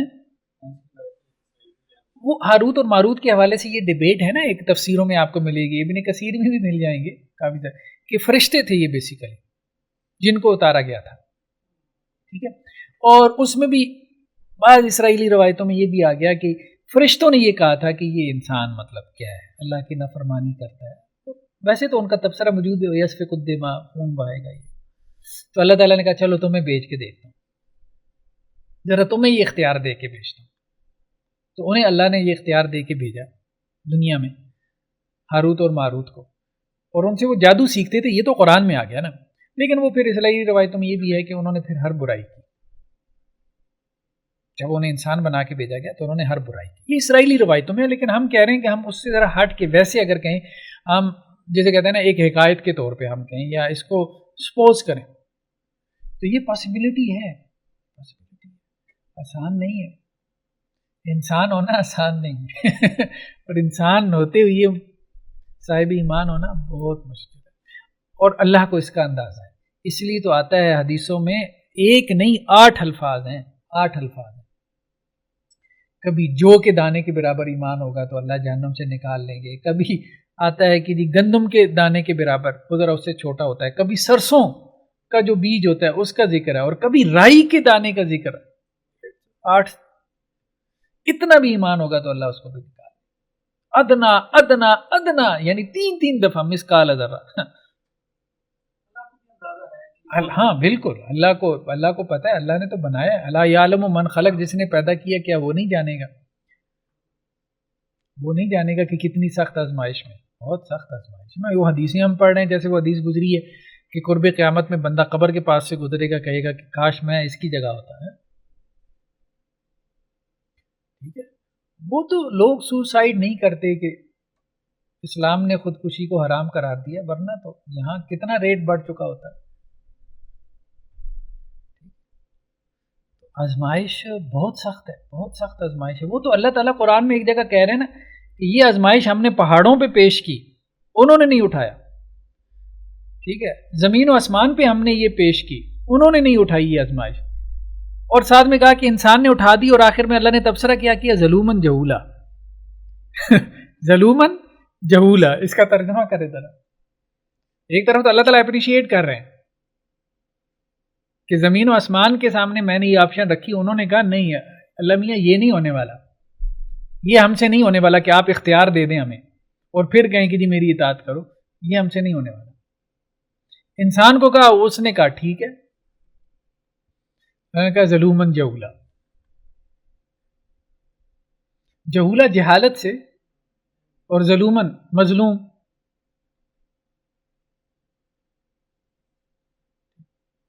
یا ظالم بھی کہہ سکتے ہیں، اپنے اوپر بڑا ظلم کیا اس نے، یہ بوجھ اٹھا کے۔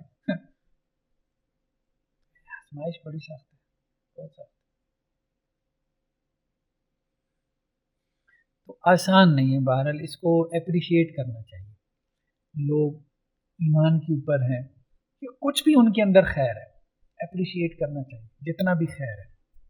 اب دیکھیں نا, آزمائش اتنی سخت ہے, 8 ارب میں سے 1.5 ارب مسلمان ہیں, یا زیادہ آپ مبالغہ میں اس بات کر لیں تو آپ کہیں کہ جی 2 ارب مسلمان ہیں, وہ بھی 1/4 بنتے ہیں. 25% تو صرف ابھی انہوں نے کلمہ ہی پڑھا ہے. ٹھیک ہے, تو آزمائش سخت ہے. آزمائش سخت, یہ نہیں کہ میسج پیغام نہیں ہے, پیغام میسج سارا کچھ ہے.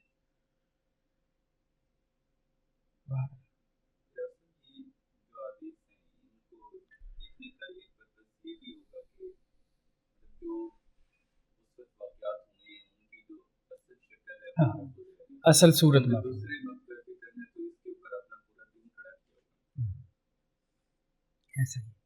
ایسے ہی ہے.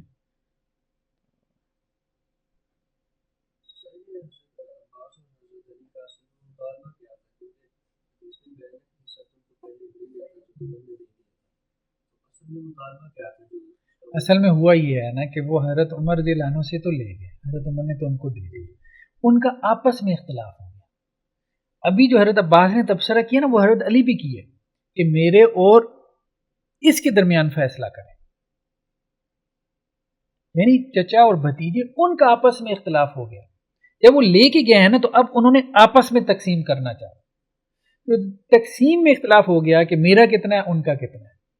تو وہ اب آئے حضرت عمر کے پاس کہ آپ ہمارے اختلاف کو حل کر دیں. حضرت عمر نے کہا میں نے نہیں آپ کے اختلاف میں پڑھنا, میرا تو فیصلہ یہی تھا کہ آپ لے کے ہی نہ جاتے.